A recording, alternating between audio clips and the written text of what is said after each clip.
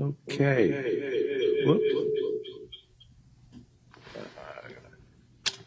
There we go. Good morning, everyone. This is Judge Kaplan. I hope everybody is doing well.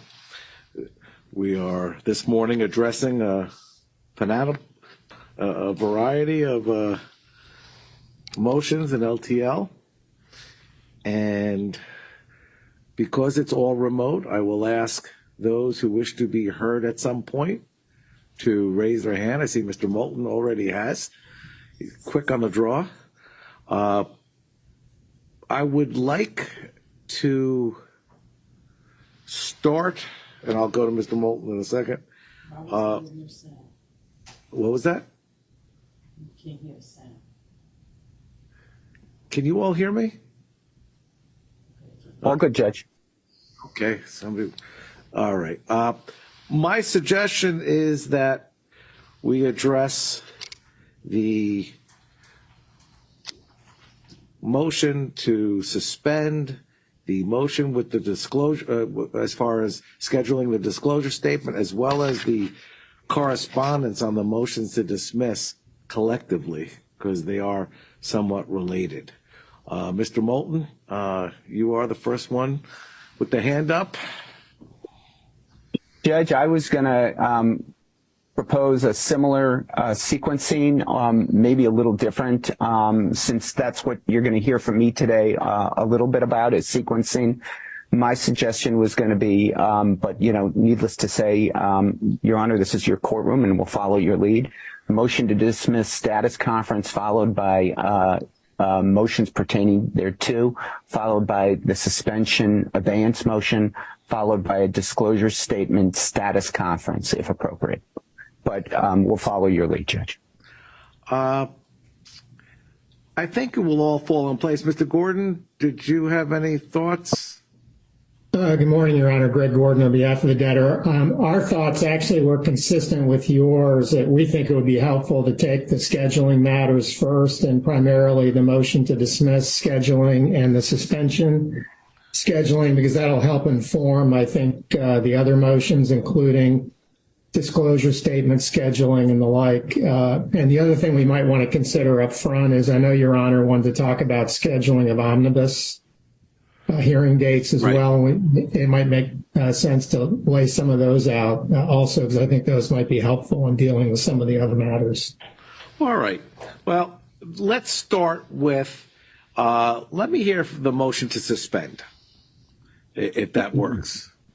Judge, that works, and I guess that throws the baton to me. Yes. Thank you, Your Honor. Hello, good morning, everybody that I see in the Zoom webinar, as well as those on the audio Zoom or non-participating video Zoom. My name is David Moulton of Brown Rudnick, and I am, and Brown Rudnick is, along with co-counsel with me, proposed counsel to the TCC. Your Honor, the TCC, as you know, is a fiduciary for all the talc claimants in this case, and all of its positions and the positions it advances today are on behalf of all of those claimants in fulfillment of their fiduciary duty to them. Back to the cross motion to suspend the case, Judge, it's really very simple. Again, I had, and I'm not going to spend a lot of time on it. Your Honor has full briefing, including our reply, which was filed yesterday, that I think answers the case law issues and legal issues that were raised by the debtor's opposition, and I'm not going to waste or burden the court's time going through that. I know Your Honor read it. But this case, where we are now, is about sequencing and case management. I think no one disagrees that Your Honor has the authority to order and manage this case in the manner described in our cross motion. Myself and Mr. Gordon and others may joust on whether we look to Section 305A, the Federal Rules of Civil Procedure, Section 105, or this court's own inherent authority. But I think it's fairly safe to say that everyone would agree that this court can manage this case in the way that it thinks is proper for the circumstances of this case. And clearly what we're suggesting is, Your Honor, setting a dismissal track first and foremost, which I think is how it's falling out. And indeed, we're looking forward to trying the dismissal motions at some point with all due speed and alacrity, a word that I like, next month. What the objections really come down to, Judge, is a question of what is appropriate here, what's in the best interest of the creditors of this estate, and the best interest of the case under the circumstances of this case. Again, I'm not going to go over the case law that we raised yesterday and, dealt with the debtors' arguments. But what do courts look for when considering suspension or a simple abeyance under the court's inherent case management authority is a non-exclusive list of factors that are pertinent here. The interests of both the creditors and the debtor, the interests of economy and efficiency, the best interest of creditors, and also whether there are case determinative issues, gating issues, significant gating issues that need to be decided before this case proceeds on a path that will certainly, under the circumstances of this case, which are well known to everybody I see and everybody that I don't see, are going to engender significant controversy, litigation, resources, and time. We have in front of us, with respect to the case determinative element, Your Honor, I think my count a week or two ago was 7 motions to dismiss. I think New Mexico and Mississippi have now joined, whether that's 8 or 9. I'll leave it for other people to count. But we have a significant case determinative issue in front of Your Honor right now with respect to the second bankruptcy. Critically, a final order on the motion to dismiss will answer the gateway question about whether this debtor can be in bankruptcy in the first place. From our position, Judge, we all know the sordid history of how we're here, why we're here, how we got here again. Again, the debtor is asking you to embark, and we saw a plan filed late last night. They, I don't know if they met their deadline of May 14th, but they met a deadline of getting it on the docket before this hearing, and we had no doubt that they would endeavor to do that. Needless to say, Judge, we haven't read the plan or the disclosure statement in detail. We're going to study it.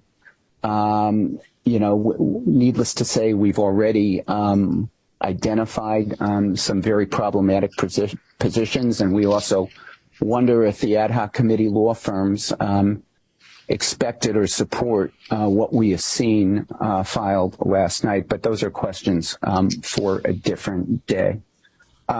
Judge, the debtor is asking you to embark through their filed plan of last night and disclosure statement, a series of contentious litigations, investigations, disputes, and decisions that need to be made in connection with the plan process. There's substantial front-end litigation, discovery, and expert work that will have to be done before their solicitation process even kicks off. All of this is premature and necessary and ultimately may be mooted by the motions to dismiss. And Your Honor knows that the bases of those motions are based on what I'll call LTL 1, Third Circuit decision, no financial distress, or bad faith as a result of manufactured financial distress, as well as other reasons that have been raised in the motions. For a plan to proceed, there will necessarily be classification and estimation for voting purposes. The court cannot shrink away from addressing the serious issues of plan voting, especially under the circumstances of this case, and classification. In other words, who can vote and in what amount and in what class. These are appropriate things to do, as Your Honor knows, using an estimation process and a tool, which is a tool under the code. And as Your Honor knows, although we opposed untethered estimation last year, we did note that estimation can and often is proper when it's tethered to a legitimate plan issues such as voting or feasibility. I think the court agrees as much because it said so last year. Judge, on July 28th, 2002, when you appointed your 706 expert, Mr. Feinberg, hearing transcript page 7 to 8. I think you said the work of such an expert is especially critical in dealing with complex mass tort problems, reasoning that quote, courts cannot proceed towards a just and equitable result with some reasonably firm data projecting the numbers and volumes of claims at issue, and that all parties have a strong and conflicting interest in the character of the data. That's Your Honor. And in the same transcript, Your Honor, on page 5, I think you talked about it as a necessary pre-disclosure statement. You mentioned, Judge, quote, the court believes strongly that all creditors and claimants have a right to this information, again, before voting on any plans. The court recognized that a court expert neutral was the appropriate route. This court concluded that, quote, these factors alone and in combination point to the necessity of a neutral expert providing assistance under the auspices of the court. That's at page 8. And you recognize that a 706 expert's assistance would be necessary for a plan itself. Your Honor said it is a big ask, I believe, and this is page 4, I believe, to have this court approve the solicitation of one or more plans to confirm a plan with the requisite findings as to good faith under 1129A3 and fair and equitable treatment without a meaningful record evidencing the amounts needed to satisfy the claims, the amounts intended to be paid out, and the available funding. This court rightfully viewed an independent estimation report as a necessary precondition to a disclosure statement in LTL 1.0. The debtor has now put forth a pot plan, which, again, Your Honor, we believe is a pot plan in an illegitimate bankruptcy, and therefore that gating issue needs to go first. But that pot plan, it will be virtually, with respect to that pot plan, it will be virtually impossible for any TALC claimants to determine with any degree of certainty how much she or he will be paid and when, without the necessary predetermined work, as I just mentioned. It would be improper, Your Honor, for the debtor to solicit votes on a plan that on its face promises substantial payments to TALC claimants within the next few years, when in reality we submit the plan delivers nothing more than pennies on the dollar, possibly years or a decade from now. Your Honor, the parties are poised to proceed to a motion to dismiss.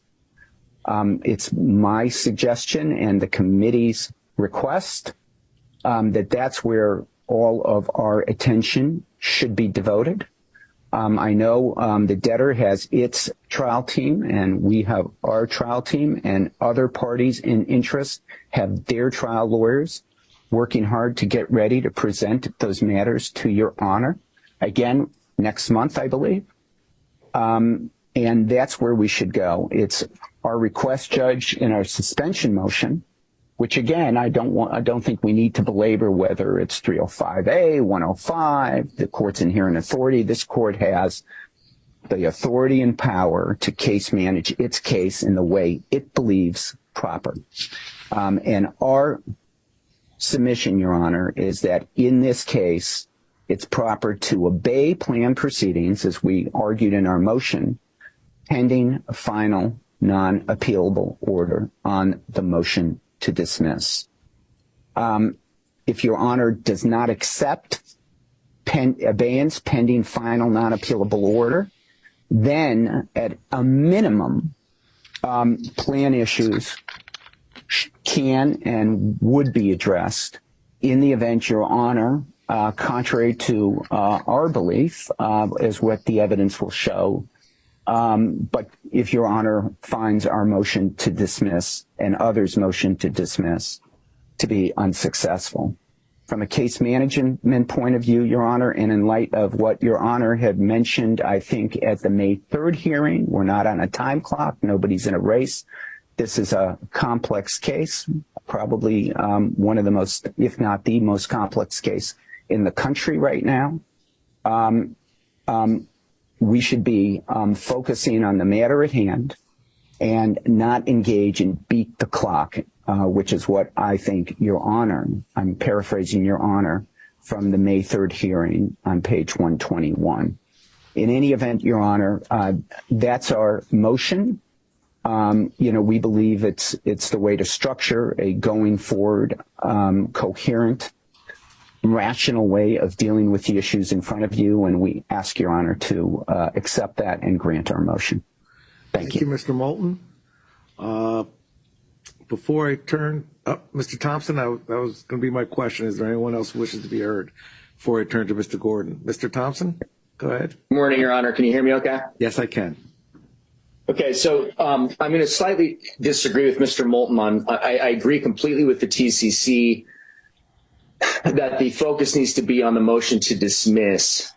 And the reason for that is that the Third Circuit told us to do that.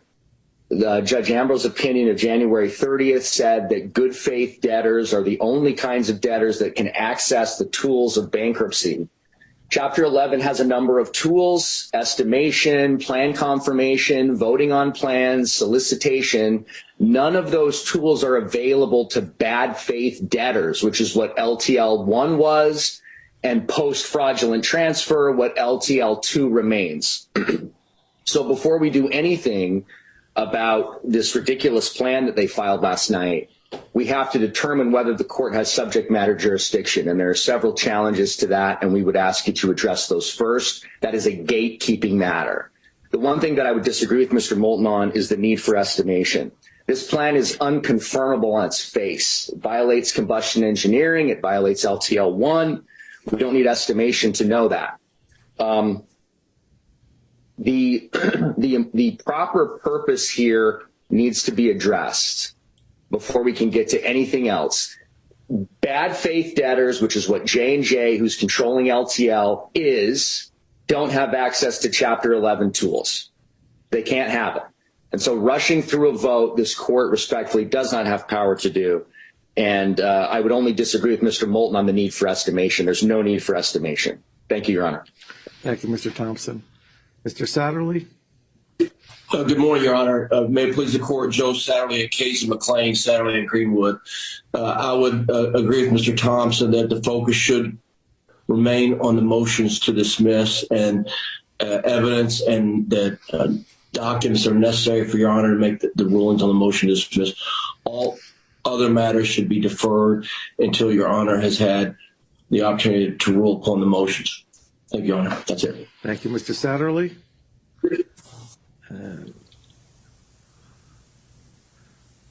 Bear with me. I don't see anyone else, so let me turn to Mr. Gordon.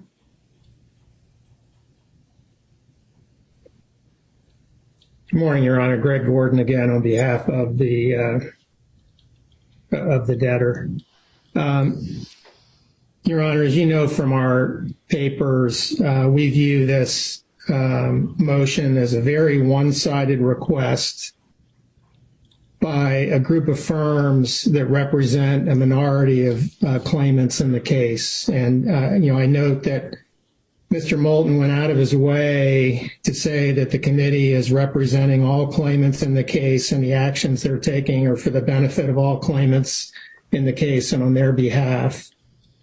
But as Your Honor knows, there is an ad hoc group of firms, I think, that would disagree with that, who support the plan, who support the case, who very much want to move forward with a plan process. And we think what the committee is asking you to do is actually prejudicial to their constituency. And I was listening again today. I still haven't heard the committee explain what the prejudice is to the claimants in this case to permit a plan process to move forward in parallel with the motions to dismiss. And to me, the court should not be interested in a selective suspension of the proceedings that would do nothing but advance the litigation agenda of this minority group of firms at the expense of a process that not only has the support of the majority of claimants, but is a process that hopefully and ultimately will lead to the the largely consensual resolution of claims in this case.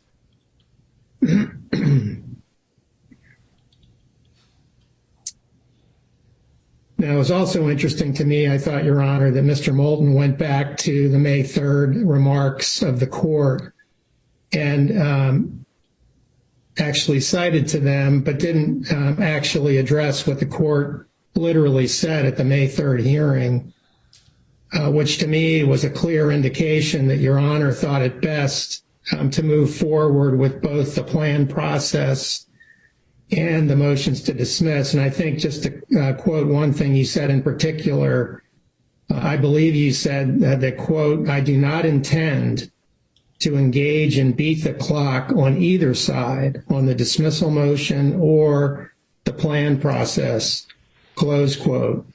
Mr. Moulton spinning that to say, well, that meant that you wanted to proceed only with the dismissal motion and not have some sort of beat the clock with respect to the plan. What I heard was the opposite, which was you would allow these to proceed in parallel, but what you were saying was that you would separately consider the timing for each, so that each track could move forward in a way that was reasonable and appropriate and would provide sufficient time for the parties to address the issues presented by each path. And frankly, Your Honor, I don't think there's anything in the motion that was filed by the TCC or in the comments made by counsel today that should cause Your Honor to deviate from that. I also thought it was interesting that Mr. Moulton spent considerable time going back to estimation in the prior case, appointment of a 706 expert in the prior case, and then he launched into some potential objections that the committee has to the plan that was filed late last night. And of course, suggesting when he talked about estimation that there's many issues that have to be addressed in connection with the plan, much work to do.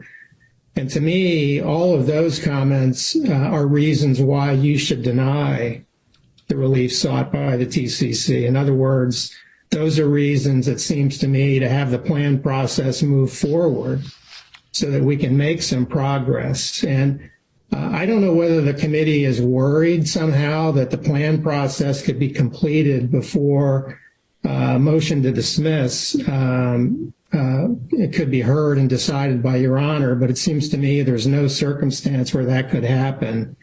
And given that, basically the arguments have been made this morning about all the work that needs to be done with respect to the plan, our view is then we should move forward with the plan, again, on a schedule that Your Honor thinks is appropriate, but that allows the parties to begin to address and resolve, and if necessary, have this court resolve issues in connection with that process. Briefly, just in terms of legal arguments, we don't think Section 305, which is the fundamental basis for the committee motion, can be used in the way it's being used here, in the sense that there's really not any support for the idea that you can selectively suspend the case and permit a committee basically to hijack the case and pursue its agenda and deny the debtor its right to proceed with the case in the way that it wants, and particularly in this case where you've got a process that's supported by literally thousands of claimants.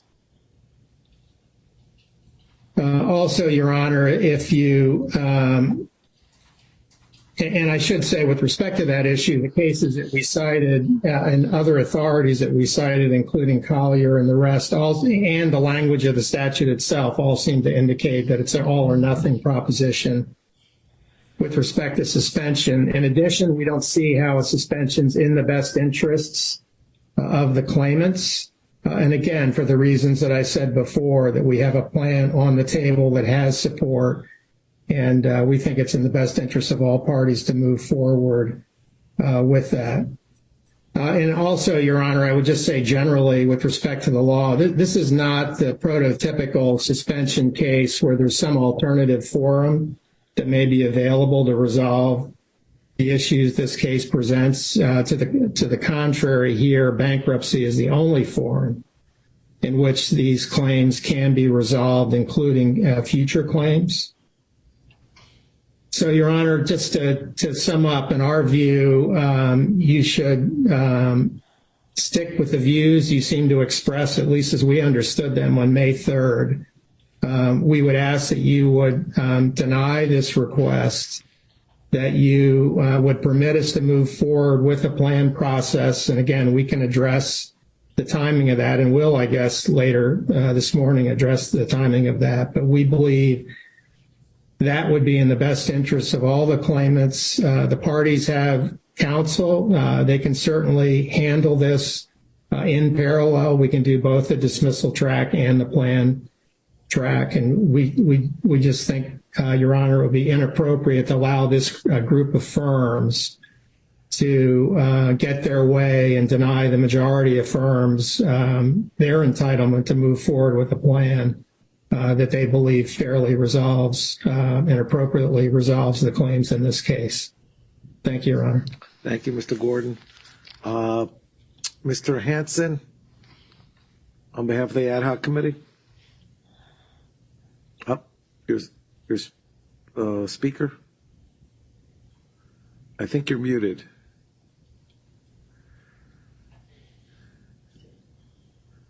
Oh, you're still muted.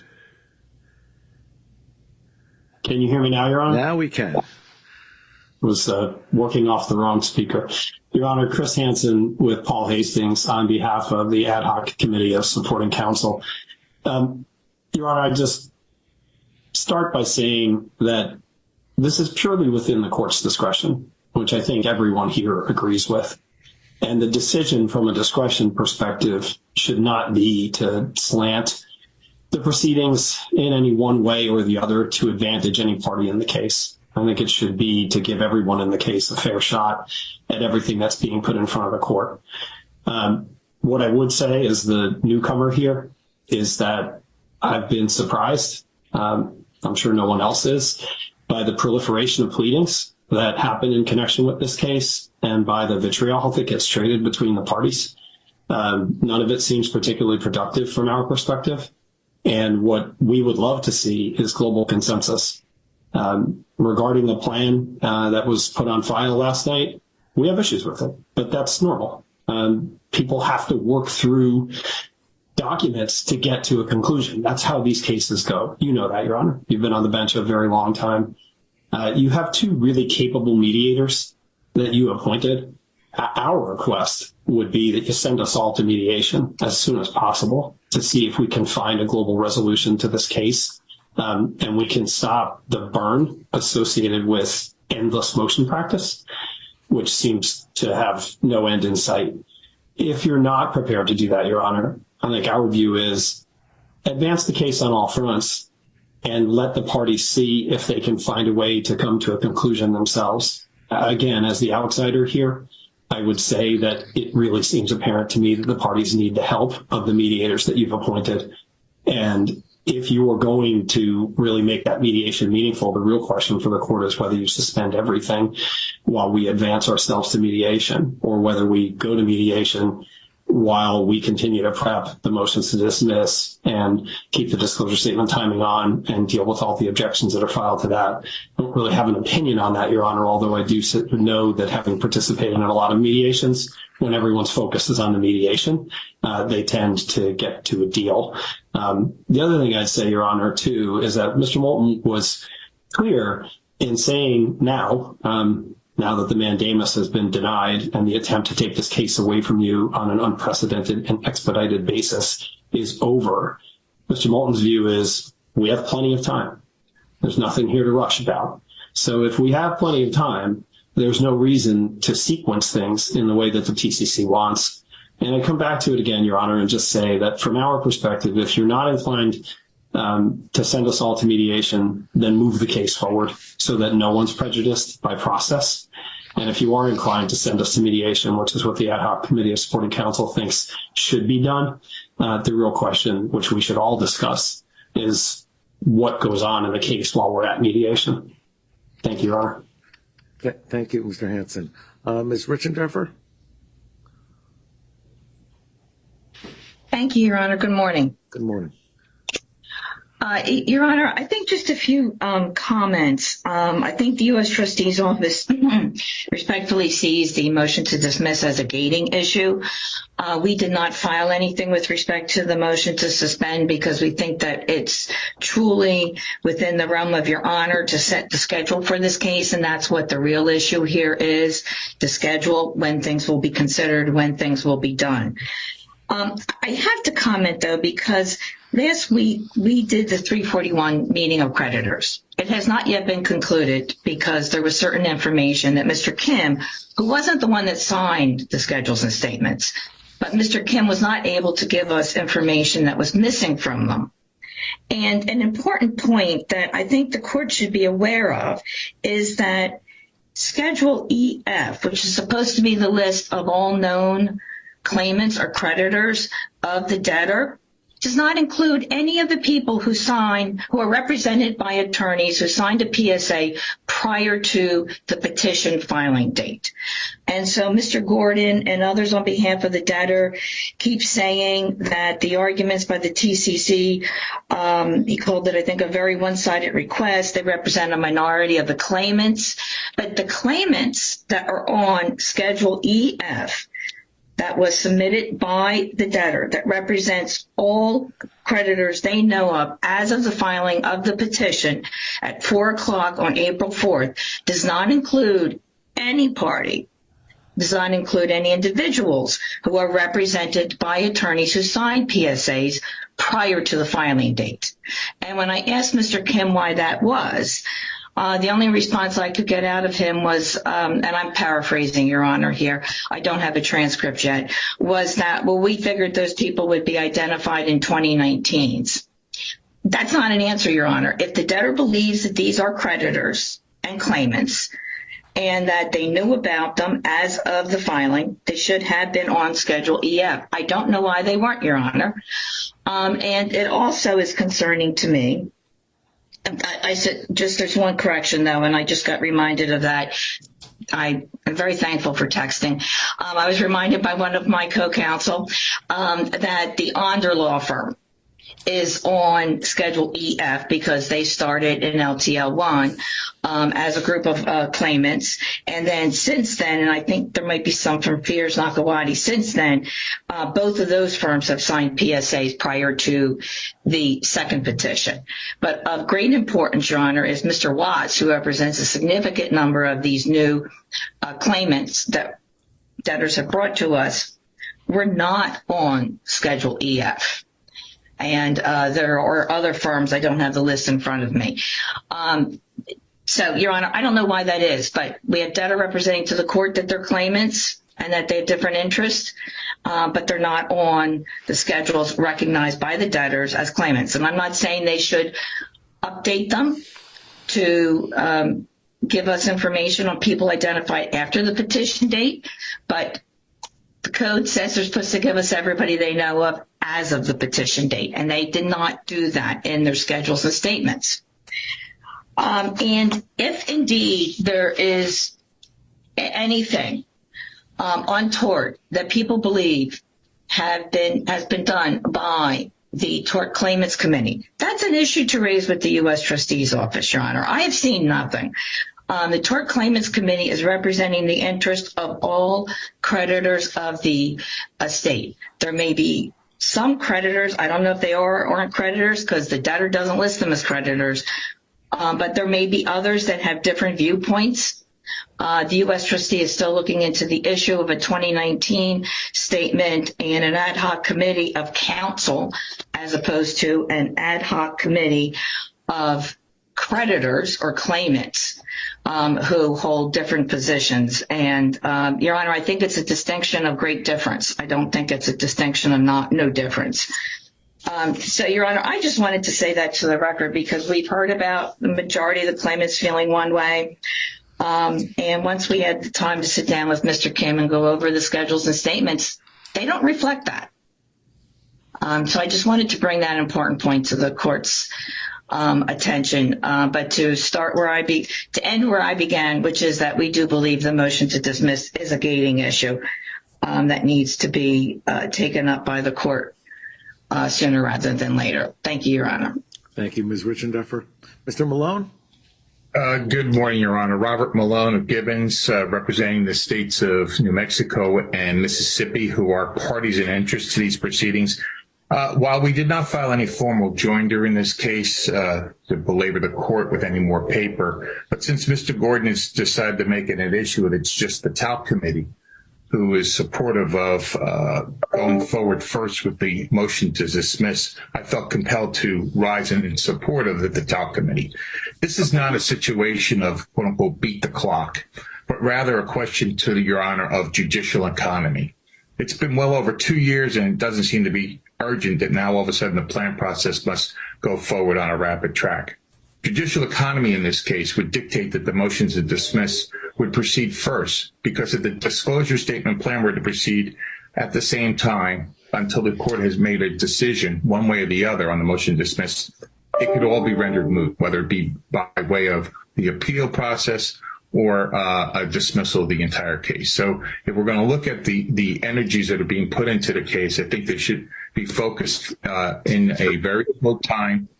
Next month, we have hearings already set up in June. It's not like they're out in July or August. I think we'll have a determination in very short order whether this case is going to proceed or not. Thank you. Thank you, Mr. Malone. Before I go back to counsel who've already spoken, let me just bring in Ms. Jones. Good morning, Your Honor. Laura Davis Jones, the Pachelski Sang Seal and Jones on behalf of Arnold Nick. And Your Honor, like Mr. Malone, we have not filed a response in connection with this motion, but now that Mr. Gordon has opened the door and is speaking, he says, for most all claimants. Again, Your Honor, Arnold Nick confirmed does not agree with his path. But indeed, Your Honor, we think the motion to dismiss is case dispositive, and we need to start there. Thank you, Your Honor. Thank you, Ms. Jones. Mr. Satterley? Yes, Your Honor. I just want to respond to both Mr. Gordon and the ad hoc attorney. First of all, the argument that we who oppose represent a minority of claimants, there's no real evidence of that. That's just attorney argument. Your Honor presided in LTL 1, and you had the motion to dismiss trial last February. Although you ruled against my position, what I thought was proper, you handled it appropriate. You did the right thing. We didn't get to mediation and all the other things until after that trial occurred and after Your Honor certified it to the Third Circuit. I would urge Your Honor to do the exact same thing you did in LTL 1, have the trial on the motion to dismiss. If Your Honor decides not to dismiss it, which I think Your Honor should dismiss it as a bad faith filing, Your Honor should once again certify the matter to the Third Circuit. With regards to the ad hoc argument that we should rush into another mediation, I participated all 5 days of mediation. I think we're losing, at least where I am losing Mr. Satterley. James. Mr. Satterley, unfortunately, I think we're losing you. Let me turn to. Can you? I can hear you. Can you hear me now? I can. Yes. I turned my video off. I apologize. Maybe my internet. All right. So I'll conclude, Your Honor, that we, just as Your Honor did in LTL 1, the motion to dismiss trial should occur first. If anything other than the motion to dismiss, there should be an investigation into the largest fraudulent transfer in U.S. history. With that, I'll submit, Your Honor. All right. Thank you. Mr. Thompson, and then I'll go to Mr. Moulton. Thank you, Your Honor. I did want to highlight I wanted to highlight what the circuit said in denying the mandamus petition.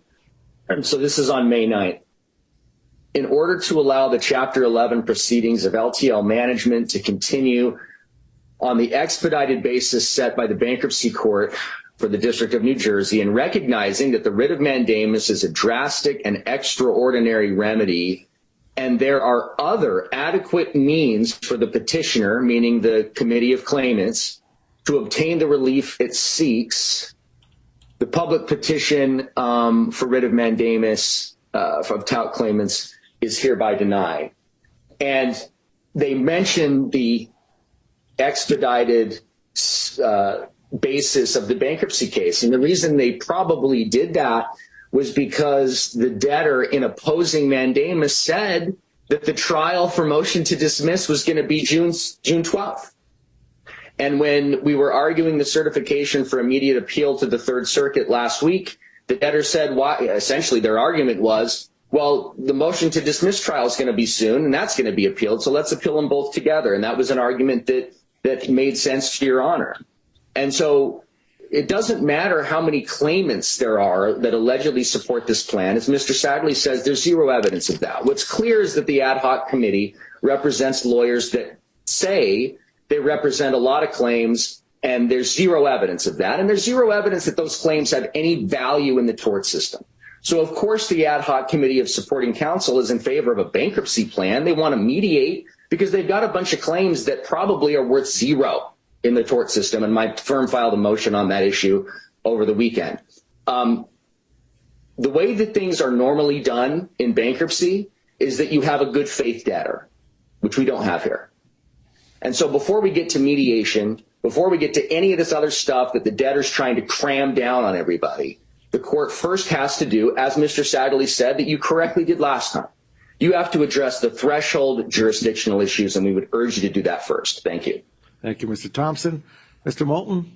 Yeah, finishing up, Your Honor. Thank you for everybody for participating.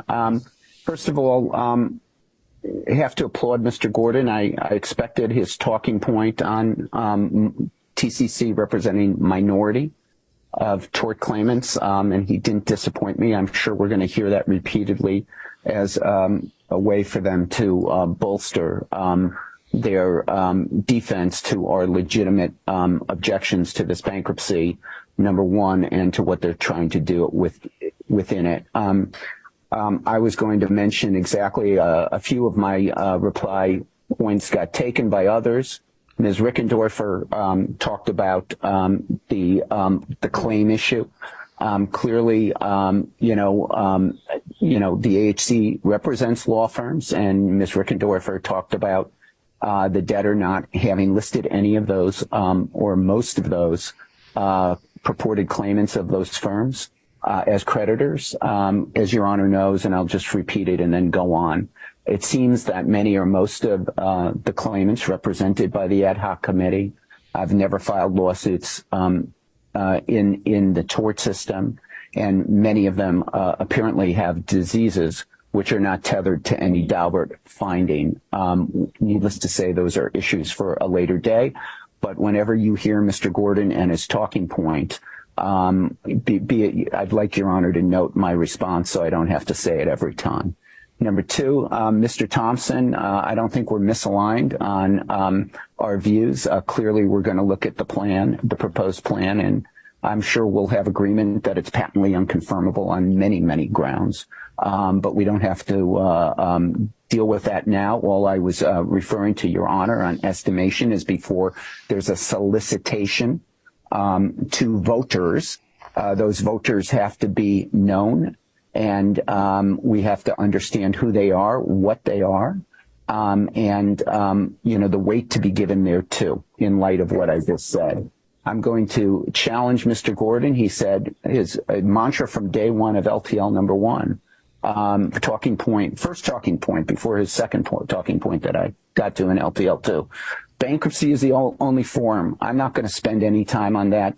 All I'm going to do is see emphatically Judge Ambrose and his unanimous panel decision. He didn't agree with you, Mr. Gordon. My last point, or second to last point, was taken by Mr. Thompson. I was going to, Mr. Gordon raised the mandamus, tried to use that as a way against our proposal for effective case management in this case. And Mr. Thompson quoted Judge Ambrose's written text order there, denying mandamus on the understanding of that panel that decided the mandamus that there will be an expedited proceeding here with respect to the motion to dismiss that will allow those issues, should they get to the Third Circuit, to get there. Again, Judge, one of my favorite words, with alacrity. Lastly, my colleague, Mr. Hansen, said a few things. Nobody here, Mr. Hansen, wants to engage in vitriol. And if you examine the history of LTL1, you can see from where the vitriol comes. And I applaud Mr. Hansen. This case can proceed with vigorous advocacy without vitriol or that sort of condescending dialogue.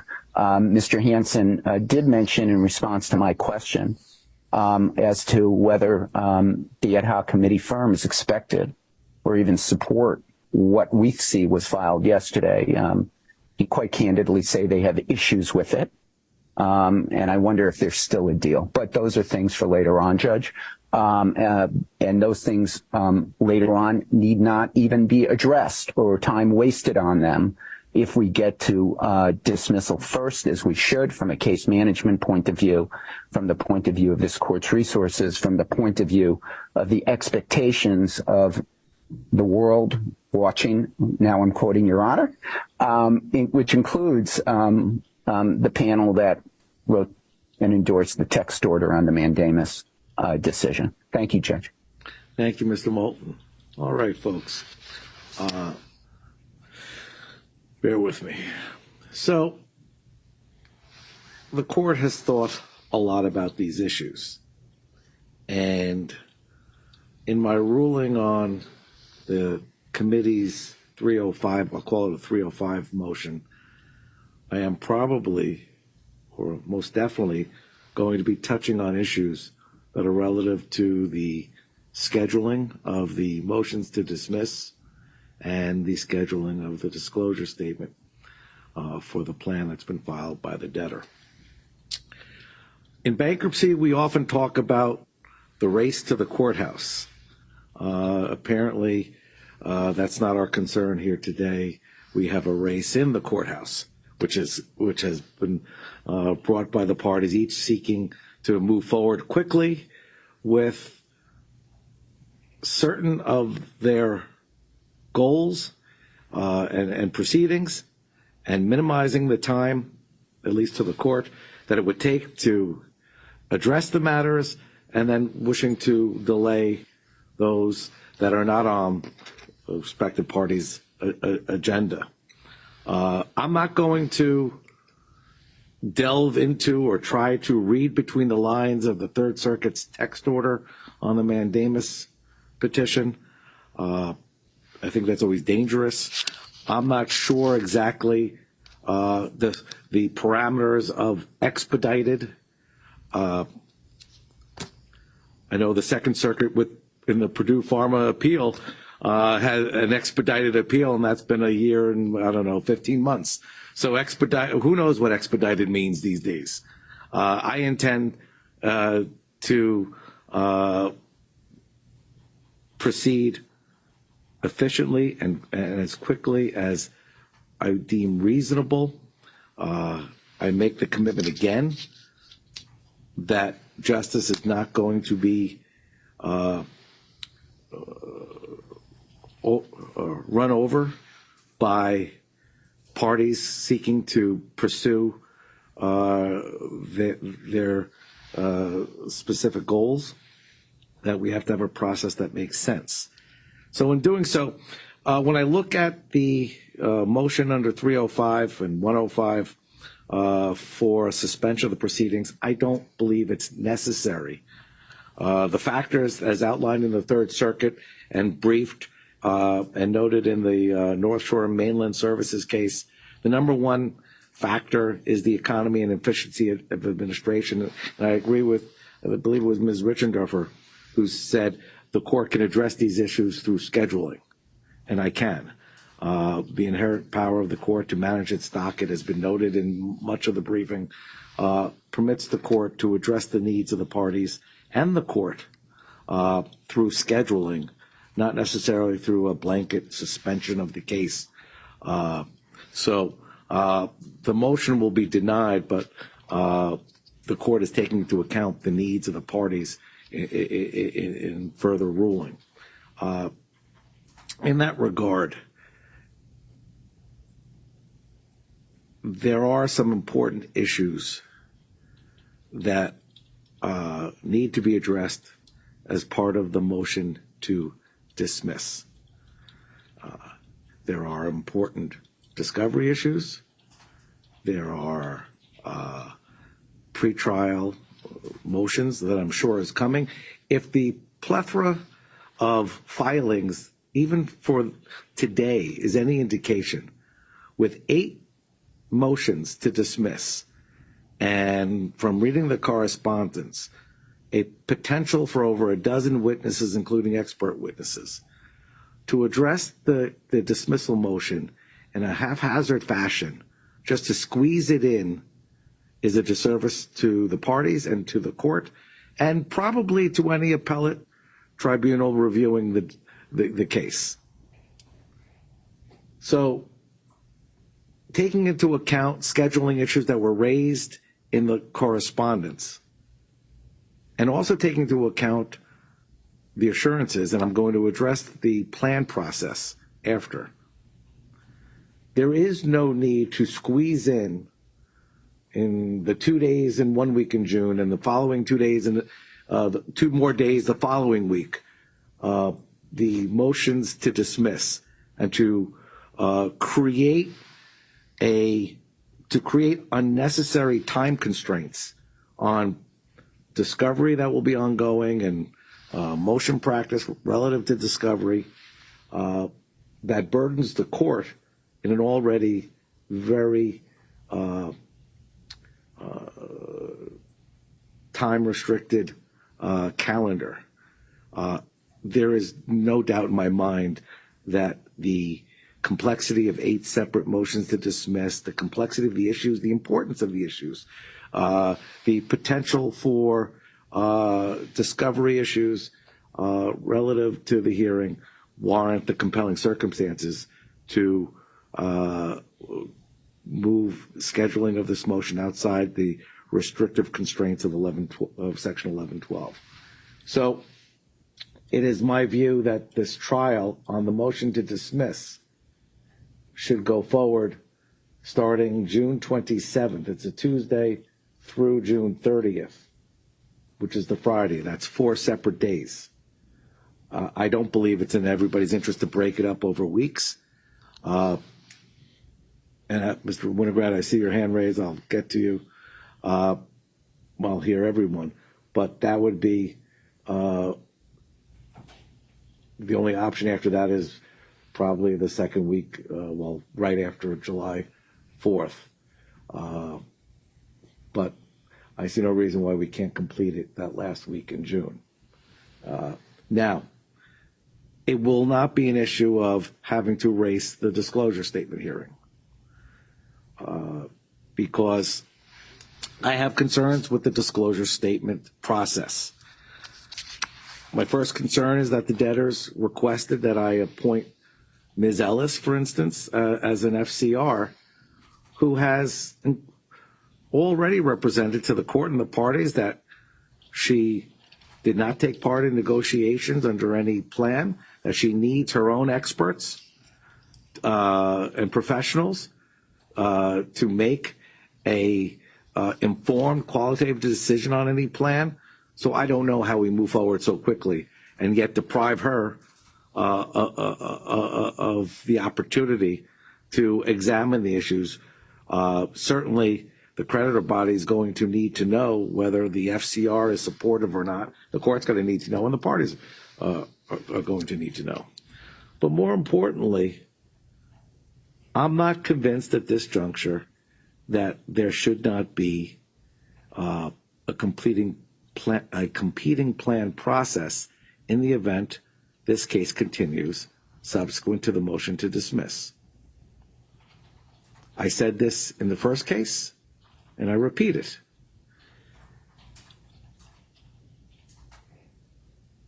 Successful confirmation of a plan is all about getting the numbers, 75% threshold. I don't know if the debtor and the debtor's plan, they can get to that point. I don't know if a competing plan can get to that point. But in essence, whether or not there are competing plans, it's really about alternatives to the creditors. So I'm not making a decision that I'm going to terminate exclusivity at this juncture, but I will invite the committee or any parties in interest to file a motion to terminate exclusivity, because I want to be convinced that a plan that goes forward, whether there should be one or two plans going forward, because that will impact on scheduling, certainly, with respect to disclosure statements and plans.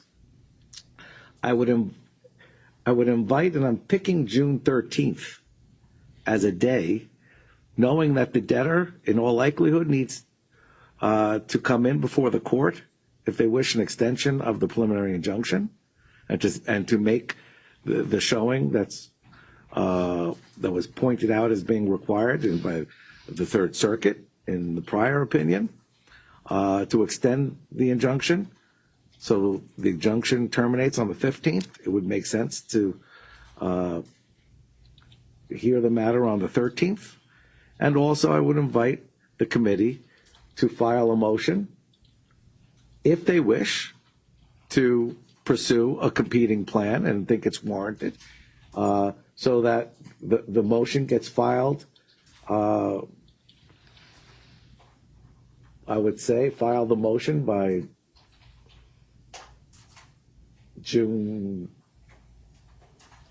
5th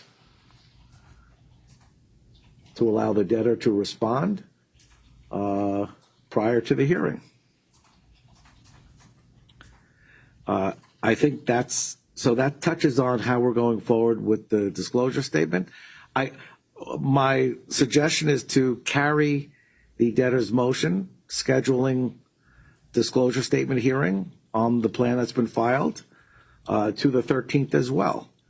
So I'm still pursuing and allowing a dual track, but I'm doing so in the court's view in a manner that will make the most sense to allow the court and the parties to gauge, should the case go forward beyond the motion to dismiss, how it goes forward, and how the creditors have the opportunity to express their opinions by voting.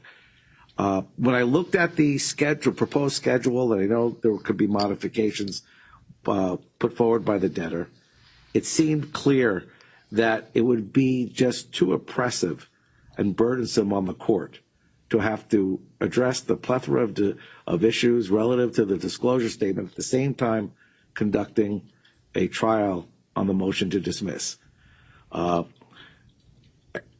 think it's no secret that there are no attorneys who are shy about submitting filings.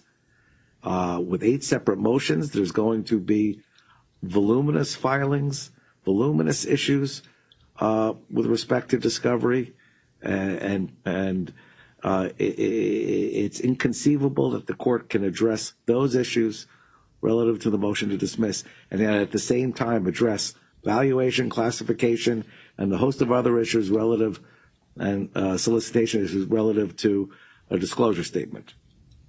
So that's the court's outlook. And at this point, before we proceed to the other discovery issues, let me hear from parties. Mr. Winograd? Thank you, Your Honor. Michael Winograd from Brown Rudnick on behalf of proposed counsel for the TCC. Your Honor, we heard what you said, so I'm certainly I guess I can move one of my binders to the side for now. Well, I'd always been told that, weeks were an eternity in bankruptcy time, but I did just want to raise one issue, Your Honor. you mentioned conflicts that the debtor had raised, and I think they had raised them before your Honor had proposed dates the last time.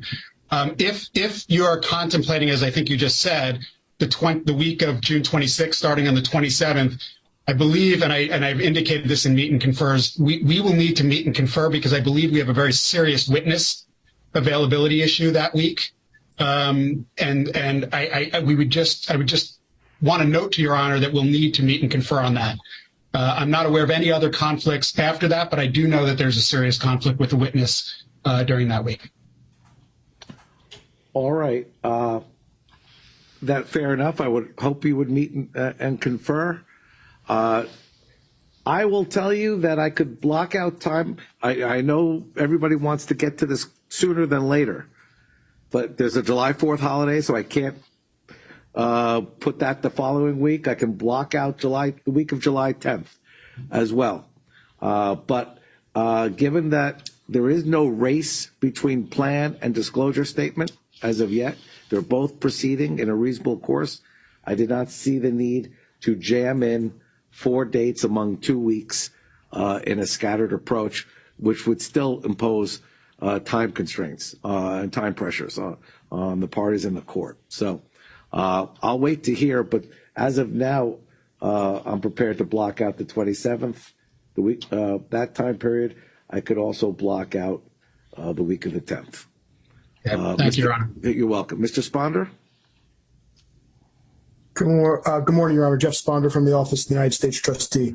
Your Honor, the week of the 27th is a problem for the United States Trustee. Several of our attorneys, including myself, have planned vacations that week, and just wanted the court to be aware of that. I believe July 10th would work, but again, as Mr. Winograd said, I think we could meet and confer and see how we can resolve that. But I just wanted to advise you of that. Thank you, Your Honor. I appreciate it. It is much easier to schedule these in February when nobody's going anywhere, as we did the last trial. As we approach the summer, it is difficult, but that cannot take away from, as Mr. Moulton noted, the importance of the issues, the complexities of the issues. So the court will try to be as flexible as possible, but if the parties cannot agree, we'll proceed as we can on the time scheduled. Mr. Gordon? Thank you, Your Honor. I appreciate all the information you just provided about scheduling. That's enormously helpful given the amount of time we've been spending trying to come to a consensus. So that's much appreciated. And we're obviously happy to meet and confer with the other side to work through any scheduling conflicts that may exist with respect to that last week in June. I did, with Your Honor's indulgence, I did want to go back to the June 13 hearing just to make sure we're all in sync in terms of what you're contemplating. And what I heard, Your Honor, was that there would be 3 things potentially that would be heard on June 13th. One would be any request by the debtor to extend the preliminary injunction beyond the June 15 date. Correct.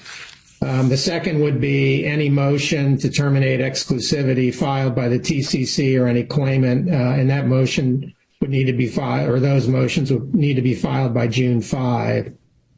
And then that would be as well, June 13 as well would be the date for the hearing on the motion that was up today on scheduling with respect to the disclosure statement. So I just want to be sure, Your Honor, that I had that all correct. That is correct. I also, for the benefit of the parties, as counsel have noted, the issues are just too important to create any uncertainty as to what issues need to be resolved. And in that regard, with respect to the motion to dismiss, another reason I wanted to speak to counsel, beyond the issues that everyone has identified, as far as cause and the lack of good faith being a foundation for cause, and all of the arguments that will be presented as to whether or not the debtor has pursued and filed the case in good faith. I do want the parties to address one other issue, briefing-wise, and I'd rather give it to you now than to surprise you. It was addressed, in my opinion. It was addressed by Judge Ambrose toward the end of his opinion, but I'd like to revisit it. And it is whether or not, because there are different factual scenarios in this case, whether or not dismissal of a case, strike that, whether or not under 1112B2, this case should not be dismissed in the interest of the bankruptcy estate and creditors, notwithstanding a determination that there's cause under 1112B1. If this court, and I understand Judge Ambrose read into or referenced the financial distress as a gating requirement even for 1112B2. I read 1112B2, and it only comes about, and there are certain criteria that have to be met in 1112B2, but I read it, and it comes about notwithstanding a finding of cause to dismiss under 1112B1, cause being lack of good faith. So I'm not sure how financial distress can be the gating factor for 1112B2. I welcome the opportunity to be educated by you all, but rather than address it without the benefit of your briefing and under the facts scenario, I brought it up even in my initial determination of the preliminary, my decision with respect to the preliminary injunction. One of the questions I had is if this case were to be dismissed, what happens to the causes of action and any claims that there could be or any efforts to secure the funding under either the 2021 funding agreement or the 2023 funding agreement. So I think that's part of the analysis as to what happens and whether or not this is such a case. And I haven't made any determination, needless to say, but I'd rather have the benefit of the briefing than and give you all the opportunity to say it doesn't apply or it does apply. So in your briefing, ultimately, on the motion to dismiss, please address what it takes and historically what other courts have viewed, how they have viewed 1112B2. I think hopefully I'm giving the right site. It's not a commonly employed section of the code. All right. Now we can move on. So I don't think we need to address the disclosure statement. In fact, we could all take some time now and actually read what's been filed last night and address the discovery issues, I'll call them, the motions to compel and the motions for the protective order. Mr. Winograd, or will you be arguing the motions to compel and the cross motions? I will be, Your Honor. I believe there are several. There's a motion with respect to the use restriction in the protective order. Right. There is a motion with respect to de-designating Exhibit A to the term sheet, and there's a motion to redacted information. I'll be arguing those, Your Honor. There's also a motion with respect to the asserted common interest privilege as between LTL and J&J in connection with the 2021 funding agreement and 2023 funding agreement. And Mr. Jonas will be arguing that. All right. Well, let's start with how about the protective order? Sure. Your Honor, again, Michael Winograd from Brown Rudnick on behalf of proposed counsel for the TCC. Your Honor, the motions, I know there's a lot going on, so just for the record, the motions and objections on this were at dockets 439, 491, 492, and 510. And there's really just one issue, Your Honor, and that is whether the protective order should have a general use restriction with respect to non-confidential information. In LTL 1.0, there was no such use restriction. The parties had agreed on that. The court had ordered it. In the preliminary injunction proceedings, The parties agreed to abide by the protective order in LTL 1.0, which again did not have any such restriction.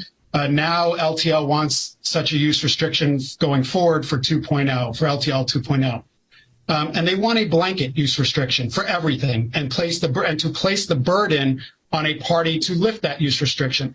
As the cases that we cited make clear, Your Honor, in our motion, that literally just flips the burden and the case law on its head. LTL has offered zero authority for what they are asking. And in fact, some of the cases they've cited for some general propositions decidedly cut against them. The burden here is on the debtor. Again, it wants a blanket non-use restriction. And again, the case law, if you look at our brief at paragraphs 4 to 5, says exactly the opposite. They need to show a particular need for protection. And that's the Cipollone case in the District of New Jersey, 1986. They need specificity. And the harm, Your Honor, has to be significant. It needs to be a particularized showing. The debtors have offered really 3 reasons. One, they don't want the non-confidential information used in tort cases. Cipollone, Your Honor, outright rejects that as a basis. Not wanting litigation documents to be used outside of that litigation is not in and of itself good cause. The discovery here was proper. The creditors here are plaintiffs in those tort cases. LTL and J&J are in this case because LTL filed this case and based on their own machinations. If the information discovered here properly that's non-confidential is relevant to those tort cases, it should be allowed to be used in those tort cases, and the case law makes that clear. Number 2, LTL argues that while these documents may not be confidential, they ordinarily wouldn't have been disclosed to the public. Well, that's the nature of litigation, Your Honor. And in fact, this litigation, they started twice. They argue, Your Honor, that there were for the third basis, that there were purported leaks to the media. Again, what was shared with Reuters were non-confidential documents, and I believe, if memory serves, LTL had made something of that and then later acknowledged that they had de-designated those documents, and the issue went away. But it's ironic. LTL and J&J have gone on a media campaign here. They have a website exclusively for press releases and statements about the case. They participated in a CNN special. This court has noted the importance of this case, that the world is watching. Well, when the world's watching, Your Honor, in an important case, the world shouldn't be prevented from seeing. And I will note just very briefly, Your Honor, that the cases cited by LTL not only don't help them, but they actually go against them. They only cite 2 cases for this proposition that a general use restriction with respect to non-confidential information is appropriate. What they didn't tell the court in their brief, and you had to dig a little bit to figure this out, is that in both of those cases, in one case, actually, the opinion references it in a sentence. In the other case, you had to dive into the prior case to actually look at the information. We provided that to the court in our filing. But in both of those cases, the use restriction was by consent of the parties. Nobody is arguing that parties cannot restrict use when they both agree that that's appropriate. There is zero authority in LTL's brief for the idea that without consent, you can impose this. And in fact, they cited the floor design case, where again, the protective order at issue was on consent. If you actually dive into that case, there was a similar defendant in multiple related cases. In one of those related cases, it tried to impose this exact same restriction, but this time without consent. And that was the Insignia case. And what the court said was, no, we will not allow, without consent, we will not allow a use restriction with respect to non-confidential information. Again, Your Honor, there was no such restriction in 1.0. There was no such restriction in the preliminary injunction proceedings. There's no basis to impose such a restriction now. There's been no authority given to support that restriction. And the only authority that has been given, if anything, cuts the other way. Again, Your Honor, the world is watching. We can't put blinders on them and force them not to be able to see. Thank you, Your Honor. Thank you. going to regret ever using that phrase, the world is watching. But I blame Mr. Moulton. Do I hear from, on behalf of the debtor? Thank you, Your Honor. Greg Gordon on behalf of the debtor. And just so Your Honor knows, I'm going to handle this motion. The other two matters, David Torborg, my partner, will handle those. All right. So, Your Honor, there is some good news, I suppose, with respect to this matter, which is I think the parties are otherwise in agreement as to the terms of a protective order to govern issues in this case. And in fact, in the second case, and in fact, it's just this one issue that's the subject of these pleadings that is not resolved. And I think that Mr. Winograd has really overstated what we're seeking in connection with this. I mean, he referred to this as a blanket request, made this sound, I think, more than it is. And really what it is, I think, is a very balanced proposal. And in fact, it picks up some comments that Your Honor made in a prior hearing. So the language at issue is in Section K of the protected order. It basically does say that the use of documents produced in discovery, whether confidential or not, can't be used other than in connection with the bankruptcy proceedings. But what's important about this, and this was misstated somewhat, I think, by Mr. Winograd, it's not just a blanket prohibition. Instead, it basically permits parties to seek relief from the restriction simply by making a request to the producing party. And then at that point, the burden shifts to the producing party. The producing party would be required, if it's not willing to agree, it would have to file a motion to resolve the dispute with the court. So this doesn't place the burden on the party seeking to use the information. It places the burden, on the party seeking to protect the information. And I think that's very, very important. This is an area where I think we agree that the court has discretion in terms of provisions to be included with respect to discovery, pursuant to Rule 26C. Mr. Winograd's taken issue with the two cases we've cited that support the proposition that you can have this type of use restriction.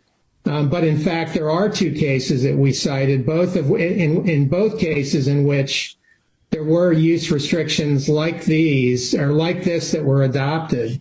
And again, I would just simply point out that ours is not a blanket prohibition as indicated by Mr. Winograd, but instead has a balance to it that permits the parties to take an issue to the court if they otherwise can't agree. And, we are concerned about two things in particular, one of which happened in the prior case, which was the disclosure of information produced in discovery to media sources for the purpose of conducting a media campaign against the bankruptcy.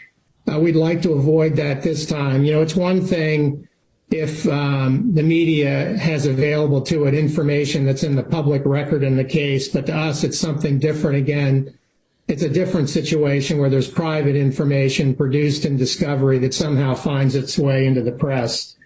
And probably the bigger concern we have is the concern that information produced in discovery in this case will end up being used in tort litigation that's being permitted to proceed outside of this case. And Your Honor is already aware from the evidence submitted in connection with Mr. Satterley's Valadez motion that there was an expressed desire there in the court to basically try the propriety of LTL 1 and LTL 2 in the bankruptcy case. And we think that's problematic. We think that should be of concern to the court, that issues that are bankruptcy issues should be dealt with in the bankruptcy case, not in state court litigation. And we think that's a further reason for the use restriction. So, Your Honor, we do think there's authority for this. We think it's appropriate given the ability of the party seeking to use the information to overcome this use restriction. And I would just say with respect to that, we think the way it's drafted here appropriately balances the interests of the parties in the sense that it provides, it balances the interests of the debtor and J&J in protecting otherwise private documents from use in proceedings outside of the bankruptcy. It protects the interests of the TCC and the claimants in using information generated in discovery here and the other cases if there's an appropriate reason for doing so. And I would point out, Your Honor, that it's never really been entirely clear to us why this information needs to be used, since this is not information that generally goes to the merits of individual claims.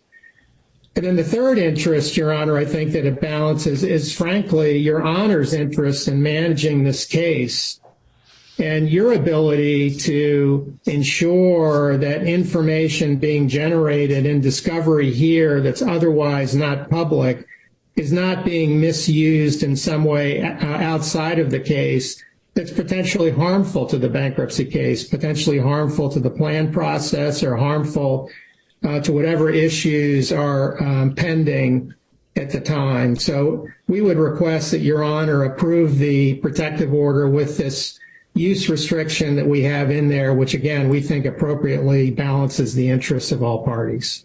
Thank you, Your Honor. Thank you, Mr. Gordon. Mr. Thompson. Yes, Your Honor. Okay, so what they're asking you to do is to protect non-confidential information, what they're describing as private information.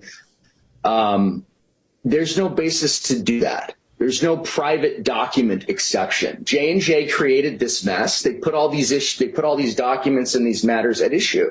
So let me give you an example. That motion to dismiss Exhibit 161 that I've cited a bunch of times, it lists the total amount of money that they settled tout claims for. If they hadn't have filed for bankruptcy, I wouldn't have been entitled to see that. But they did, and they put their settlements at issue. And so what they're asking you to do is essentially enter a gag order that just facially violates the First Amendment for non-confidential information, right? And their reasoning is that the information that they apparently think they're going to be producing doesn't make them look very good. Well, there's not confidentiality for information that makes J&J look bad, okay? They have no legal basis to protect any of this information. There's no private documents exception. And we object to anything, any sort of restraint on what is made available to the public in this matter. Thank you. All right, thank you. Well, my first inclination was to put in place, I wouldn't call it a use restriction, would be a notice restriction. I just don't see it as being necessary. We are dealing with non-confidential documents. They are discoverable. Their use is permissible. That doesn't mean that the debtor is foreclosed, or Johnson & Johnson, or any affiliated entity, or even third party can't come before me on an emergent basis to raise the issue of whether there should be a restriction on its use if it's for an improper purpose or a bad faith purpose. The court will make itself available on shortened time. Everything in this case is filed on shortened time, so it should be no surprise. I don't see a need to have that restriction put into the protective order version 2.0 when it wasn't there the first time. But the court will remain available if there's any issues, and the court can change its mind if it turns out that there is abuse of the provisions. So go ahead and enter into a protective order without that provision. Thank you, Your Honor. Thank you. Your Honor, should we now, which would you like to hear next? Would you like? So there's a motion to undo. Why don't we address the term sheet? issue. Sure.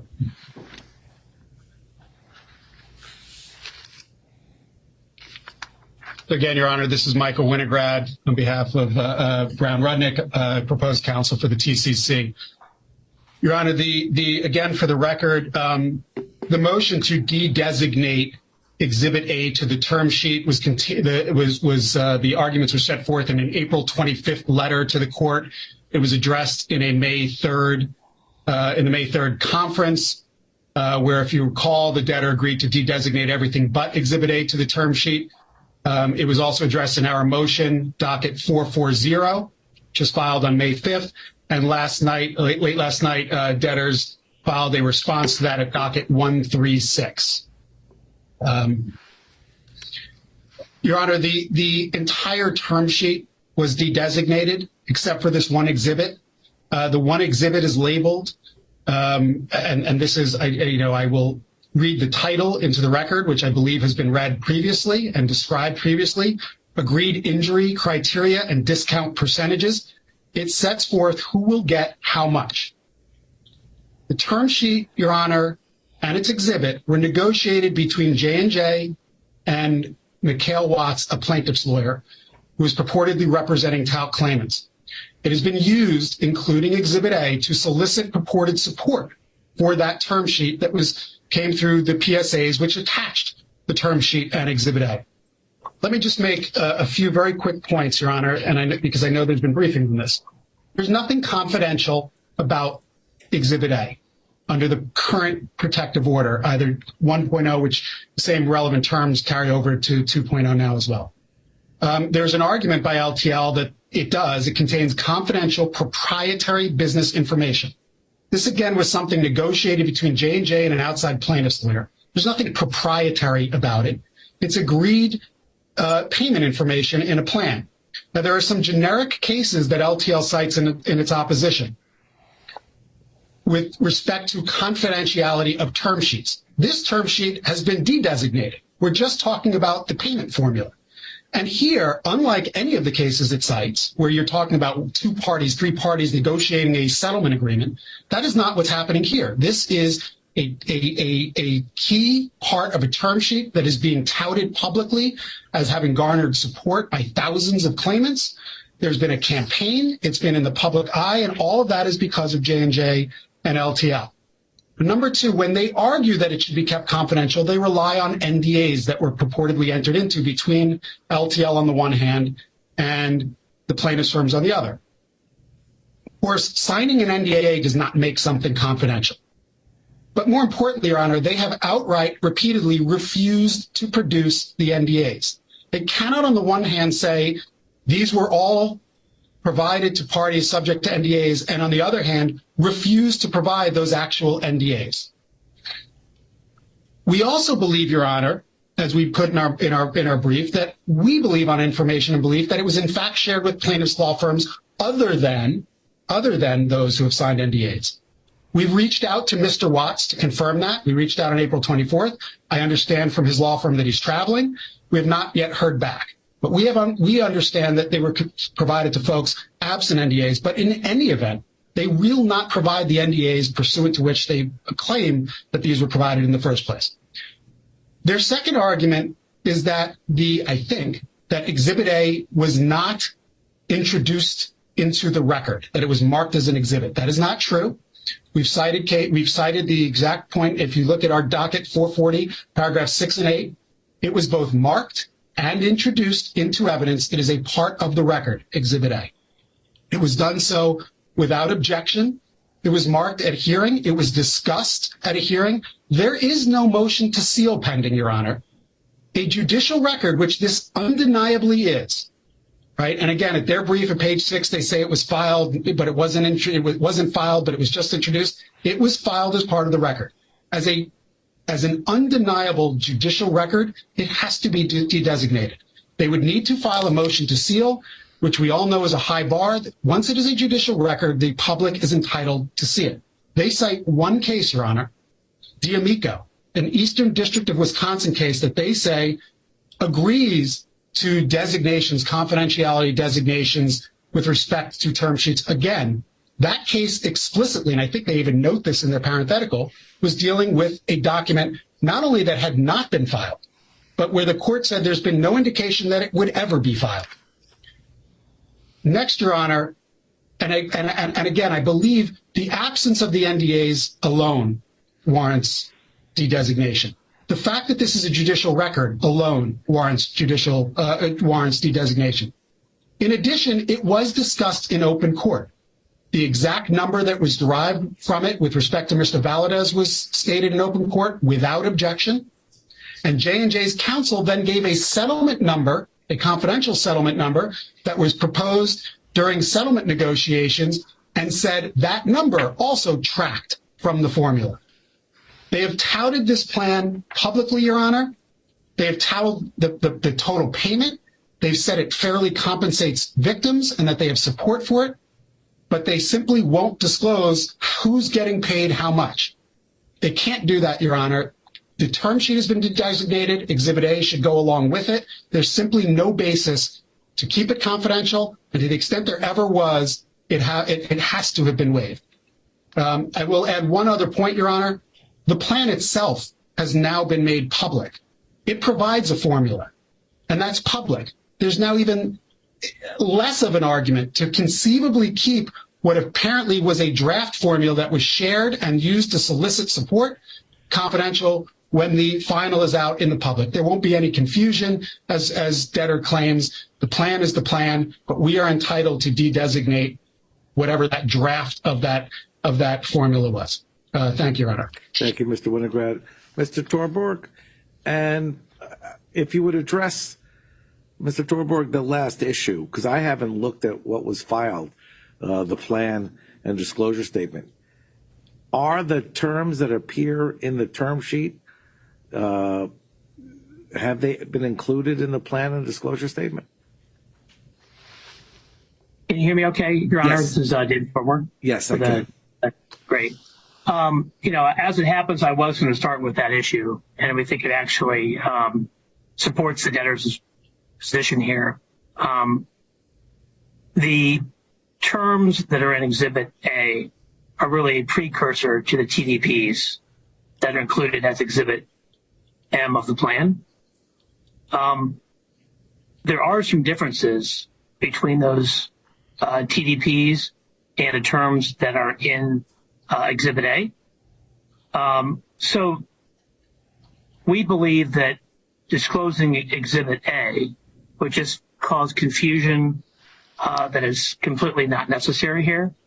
The need that they've cited in their brief that the public needs to see these terms so they can decide whether to support it, that's been rendered moot because the terms are the terms that the plaintiffs will be asked to decide upon are in the TDPs. So there's really no need now to disclose the terms of Exhibit A. To the extent there's some other need to see the terms of Exhibit A, the TCC has it. Any other party who wants to see it can sign a protective order and get a copy of it. Any other interested party wants to get it. And I don't know why anyone would want to do that because the terms are now in the TDPs. Exhibit A is confidential. Movements spend most of their arguments in the briefing talking about waiver issues, which I'll get to in a second. But there really shouldn't be any serious disagreement that the terms that resulted from extensive settlement negotiations over a number of years are not confidential material. Indeed, Mr. Winograd, during Mr. Murtica's deposition, objected to testimony about the term sheet, describing it as confidential settlement communications. We have cited a number of decisions in our brief for the proposition that settlement discussions and term sheets are confidential. Against all of that, the TCC argues that Exhibit A is not confidential because it sets forth the terms of a potential plan that is being actively marketed to lawyers. But Exhibit A was only shared with law firms willing to sign a NDA, which itself underscores its confidential nature. Mr. Winograd argues today that we can't rely upon these NDAs because we haven't produced them. But it cites no authority for this novel proposition that a company must disclose all who sign an NDA before it can assert confidentiality over a document covered by it. There is no reason and no legal basis that we're aware of for such a requirement. Now, Mr. Winograd speculates that on information and belief, certain third-party plaintiffs' lawyers, including Mr. Watts, shared and discussed the term sheet with other plaintiff firms. It cites no evidence of this, and the TCC had the opportunity to depose Mr. Watts. The only evidence in the record is that Exhibit A was shared under the protections of a confidentiality agreement. Mr. Watts specifically testified about that. In any event, even if Mr. Watts did share Exhibit A with somebody else, no evidence of that, that says nothing about whether J&J or LTL waived any confidentiality. So we think that's just a non-issue. And then finally, with respect to the claim that confidentiality was lost because the term sheet was discussed in open court or the debtor filed the document in connection with the PI record, we don't believe either argument is correct. First, no witness was asked about Exhibit A in particular. It was not shown in the courtroom.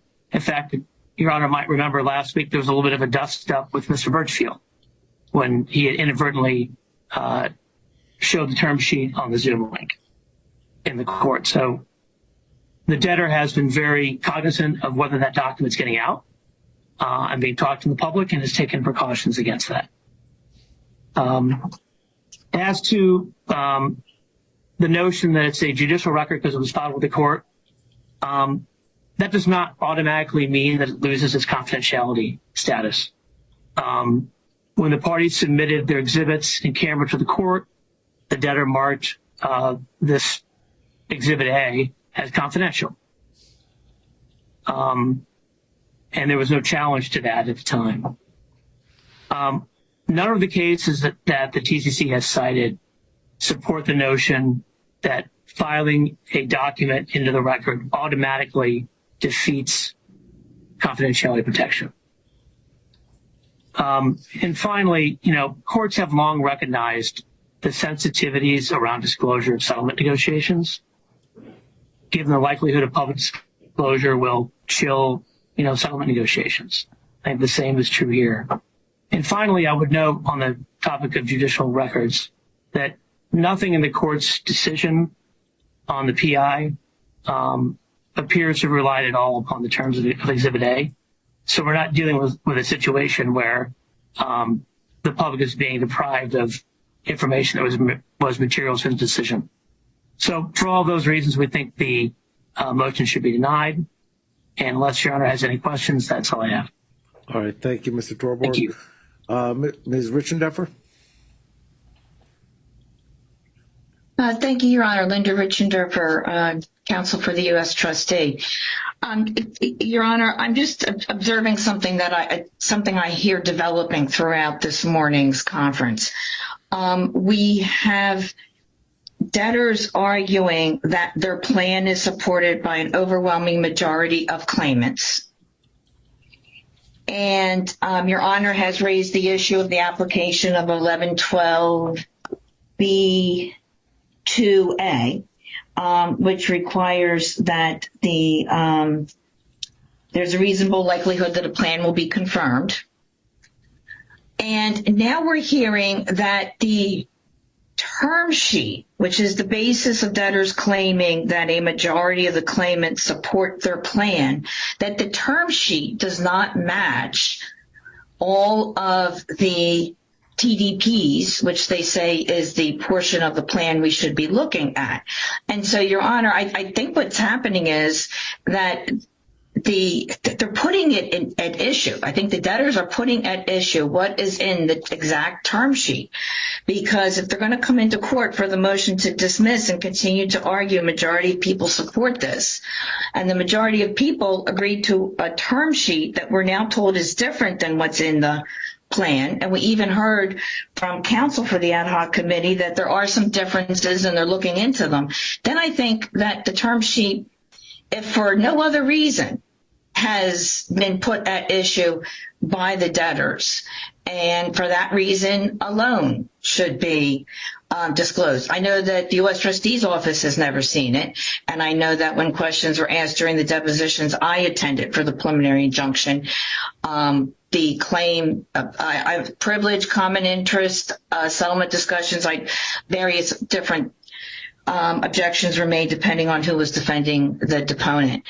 But I think that it has now been put in issue. So, as I said, regardless of what occurred in the past for the preliminary injunction, it's an issue now, I believe. Thank you, Your Honor. Thank you, Ms. Richardorfer. Before I go back to Mr. Winograd, Mr. Satterley? Yes, Your Honor, very briefly. Joe Satterley, Case McLean, Satterley, and Greenwood. I filed a brief on this issue. The document was introduced into evidence. I argued from it in closing arguments and specifically told Your Honor what Mr. Valadez would be entitled to under the plan. There was no objection. $50,000 is all he would be entitled to under that term sheet. There was no objection by the debtor or by anybody else. Under the case law I submitted and the brief that we submitted, this is a judicial record. It must be deemed to be non-confidential. It's not a secret. And I would echo what the U.S. trustee just said. I looked at the plan last night and this morning, and to me it looks substantially similar to the term sheet. But now that the debtor says there's differences, the public has a right to know what's the difference between all of these alleged 60,000 or 70,000 people's agreements, which I don't really believe has occurred, and this that's now been submitted. We have a right to know. The public has a right to know. The media has a right to know. The women and men that are going to vote on this have a right to know. So I would strongly urge Your Honor to deem this to be non-confidential and allow everybody to see both the term sheet and compare it to the plan that was filed last night. Thank you, Your Honor. Thank you, Mr. Satterley. Mr. Thompson? I'll be brief. Everyone touched on all the good stuff. I would just point out that the sole basis that the debtor and the ad hoc group are telling you this, Your Honor, the court has jurisdiction over this matter is based on votes. And it's based on the credibility of Mr. Murdica and Mr. Watts and Mr. Pulaski and everybody else that was involved in negotiating Exhibit A and now this plan. And the public needs to be able to determine what differences, if any, exist between Exhibit A and this current iteration of the plan, which, depending on who you talk to and what motion they're arguing, is either binding on everybody or is subject to negotiation. All of this needs a lot of sunlight, Judge. Thank you. Thank you, Mr. Thompson. Mr. Winograd. Your Honor, I will start where Your Honor started and where Ms. Richendorfer left off. As you heard from counsel, they have now published effectively Exhibit A. The numbers are a little bit different. The formula is a little bit different, maybe. I haven't done a close compare, but the numbers are now public and the issue has been made public.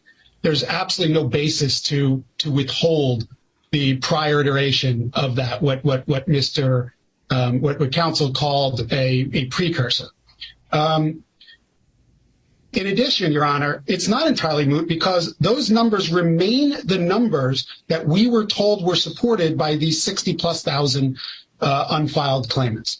Your Honor, with respect to the NDA, Mr. Torberg said, well, we only did it pursuant to NDAs. Again, NDAs don't create confidentiality. And with respect to the legal basis that you have to produce the NDAs, I can't understand what basis there would be to assert a confidentiality based on a document and then refuse to produce the actual document so folks can verify it. That to me just is absurd, Your Honor.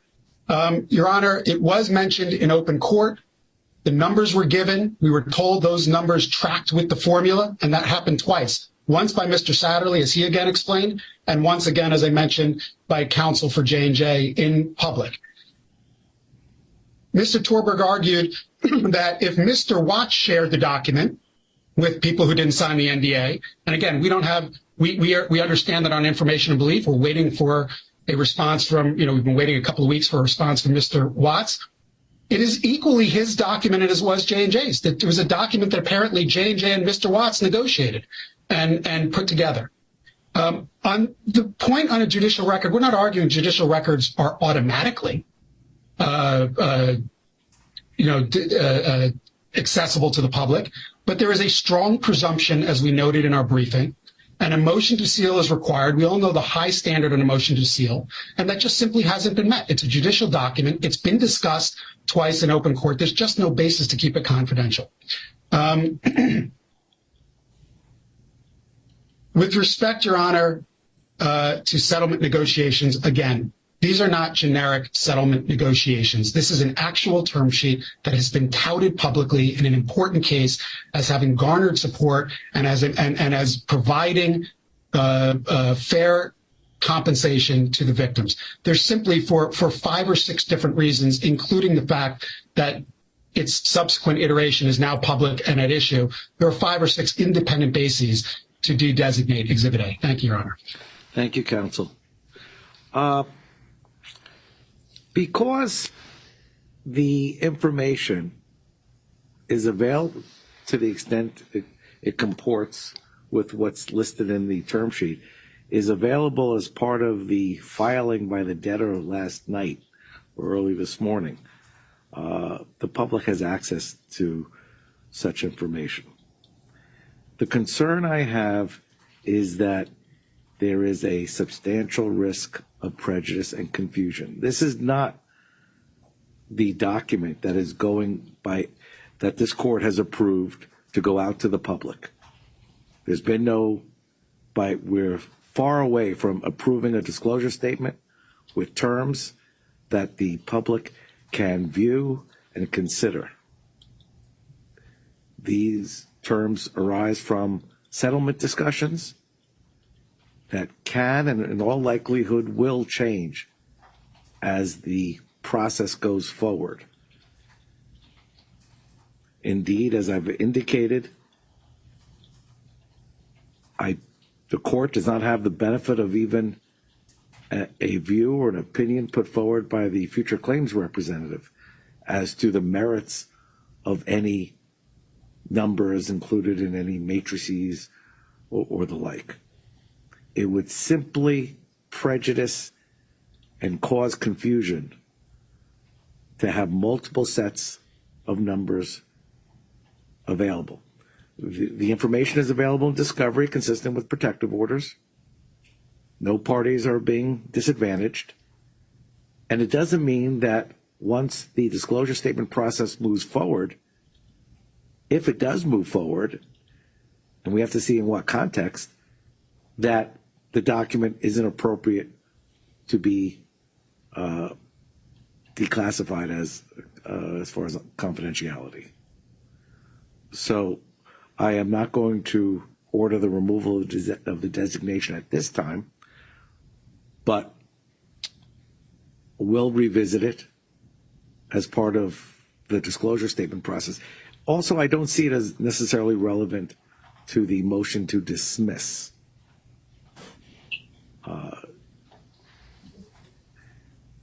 The actual dollars per victim, depending upon nature and of injuries and credits to be accorded, don't touch on the issues relative to financial distress or the like.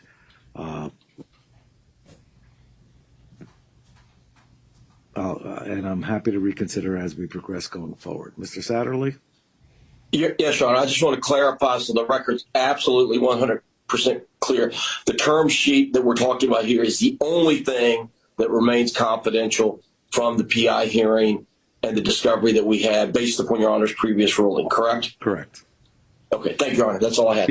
I believe it's the exhibit to the term sheet? Yes, the exhibit to the term sheet. Yes, Your Honor. Thank you, Your Honor. All right. Thank you. Next matter. The Mr. Your Honor, this is Michael Winnig. Yes. This is I'm sorry, Your Honor. No, go ahead.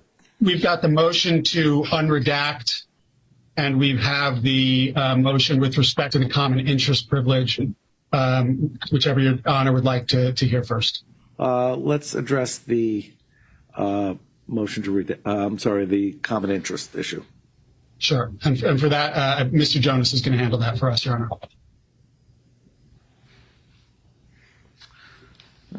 Good morning, Your Honor. Jeff Jonas from Brown Rudnick. Good morning, Mr. Jonas.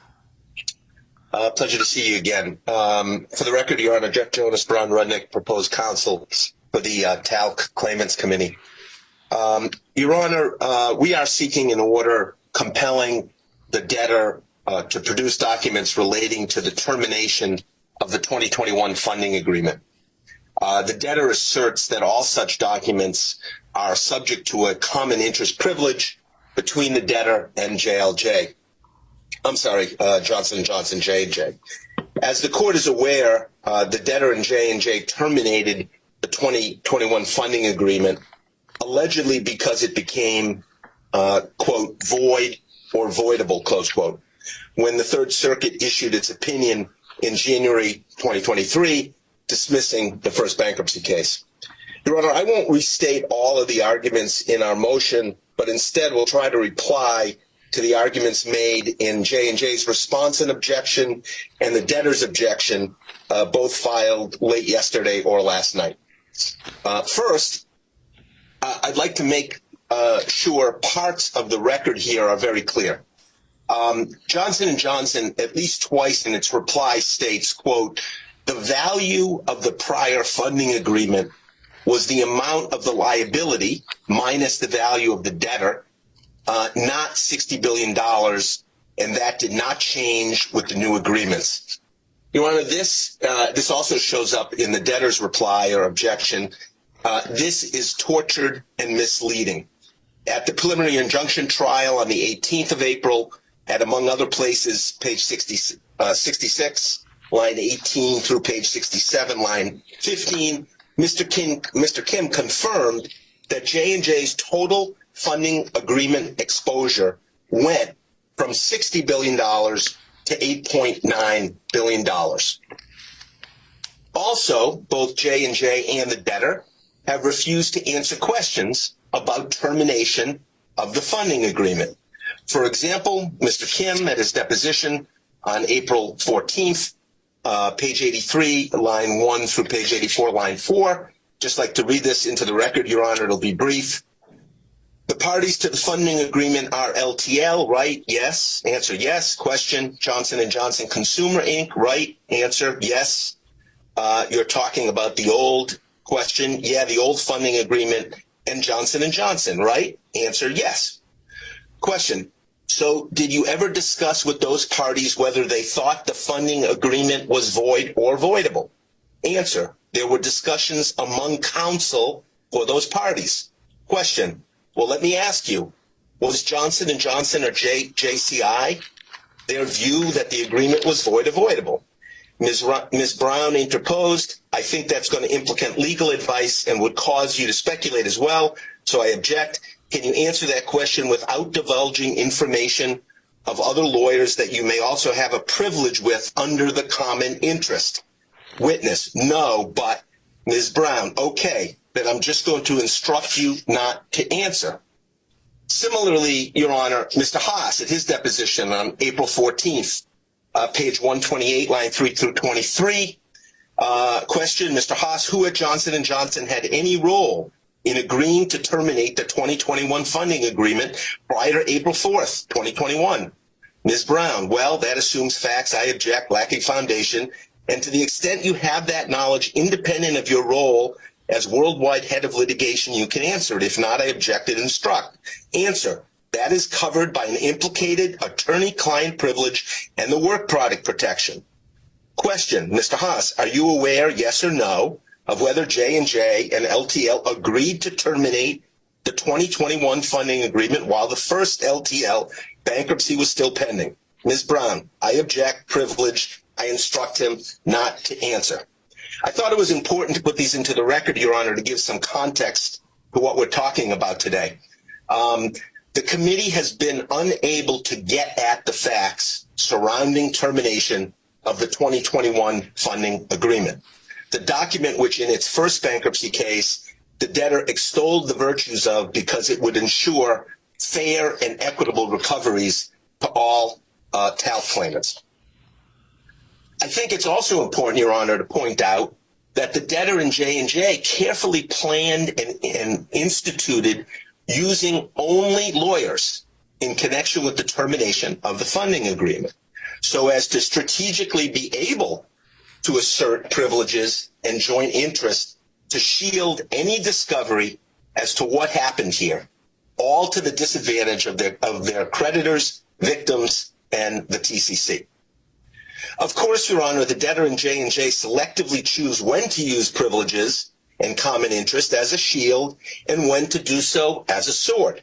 For example, notwithstanding opposing production of documents relating to termination of the funding agreement, the debtors have confirmed in writing that at the motion to dismiss trial, they will put forth Mr. Kim as a witness to testify, among other things, about the material risk of unenforceability of the 2021 funding agreement on and after January 30th, 23, close quote. And they've also told us they'll put forward Mr. Haas, who will testify about, quote, the position of Johnson & Johnson concerning the unenforceability of the 2021 funding agreement on and after January 30th, 23, close quote.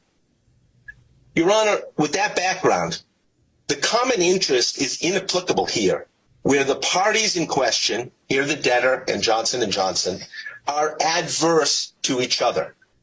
Johnson & Johnson and the debtor argue that they were not and are not adverse to each other because they are aligned against a, quote, common enemy, close quote. They actually use those words, Your Honor, in referring to TALC victims and creditors. Again, a common enemy. Yet, they missed a step here, Your Honor. When the Third Circuit issued its opinion, and according to them, the funding agreement became void or voidable, the debtor and Johnson & Johnson were, in fact, adverse, effectively on opposite sides of the V. J&J wanted to eliminate or minimize its exposure, and the debtor, a fiduciary to TALC victims and its creditors, should have wanted to maintain or maximize Johnson & Johnson's exposure or liability. Thus, there could be no common interest, at least at that point in time, even if they were trying to negotiate a resolution relating to termination of the funding agreement. Until that was done, they were clearly on opposite sides of the V, clearly adverse. Your Honor, I'd actually reference a case cited in Johnson & Johnson's reply, the Leslie Controls case, 437 BR 493, Judge Sancho case out of Delaware in 2010, at page 501, where the court said, the common interest exception does not protect information exchanged among parties simply because they are negotiating toward what they hope will be an agreement. During negotiations, adverse parties have no common interest. And indeed, their interests are in conflict. Each party wants to get the best deal from the other. And to the extent that one is successful in that goal, the other suffers.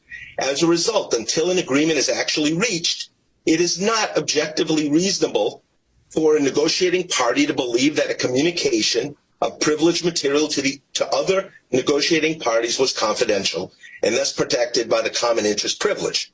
Because while negotiating parties may all have hoped for a successful outcome, each side is representing its own interest, and a successful outcome was not assured. And of course, Your Honor, as set forth in Teleglobe 493 F3rd 345, 2007 Third Circuit Court of Appeals, particularly by Judge Ambrose, at page 378, stated, "It is not the case that parents and subsidiaries are in a community of interest as a matter of law." He goes on to say that a broader rule would wreak havoc. I'd also like to point out, Your Honor, that here we are completely in the dark. We don't even know the who, what, where, or when regarding termination of the 2021 funding agreement. How can we effectively respond to asserted privilege and common interest assertions? We can't. We have no privilege logs. The debtor has not produced any documents for in-camera review. Your Honor, this came up in the Leslie case, which I've already cited, where both of those were required. And while, Your Honor, I think on its face, and as I hope I've demonstrated, there should be no common interest permitted here. If that's not your view initially, I would urge the court to require that privilege logs be produced and that all relevant documents be produced to the court for in-camera review. My last point, Your Honor, I want to make is even if a common interest did apply, which it doesn't, we believe that the crime fraud exception is applicable here because these communications were made in furtherance of a fraud. Here, what has been referred to, I think even by the court, as potentially the largest fraudulent transfer in U.S. history. We cite the Chevron case 633 F3rd 153, a 2011 Third Circuit Court of Appeals case, Your Honor. Your Honor, for all of those reasons, we urge the court to compel production of all documents responsive to our request, which we've made relating to the termination of the 2021 funding agreement. Obviously, Your Honor, we would hope that this order would also extend to depositions, which will follow production of the documents. Thank you very much, Your Honor. All right. Thank you, Mr. Jonas. The court needs to take a 10-minute break, or else my staff will walk out on me. Before I turn to Mr. Thompson and then to the debtor, it's 12:03. Why don't we come back at 12:15? Thank you. Thank you, Judge. Thank you, Your Honor.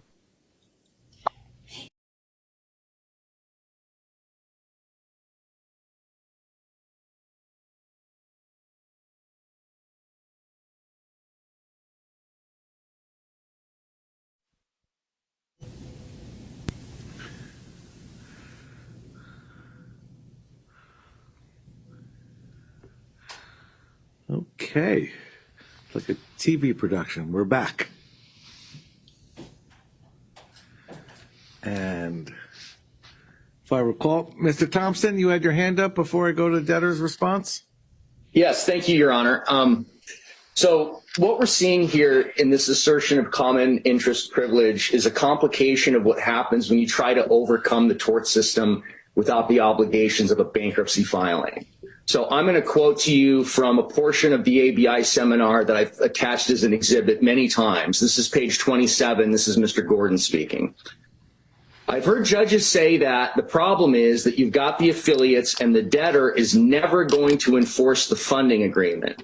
So that's the problem. You have the funding agreement, but the claimants are now a step removed. The debtor isn't going to enforce it. This is page 28, line 5. And my reaction to that is that's kind of an insult to the bankruptcy judge.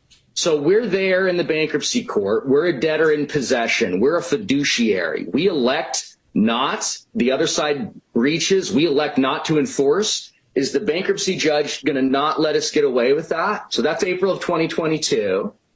Then before the Third Circuit, Mr. Kochal, who you recall, very prominent lawyer and advocate, before the Third Circuit at page 65, this was attached to, I believe, my opposition or joinder to this motion.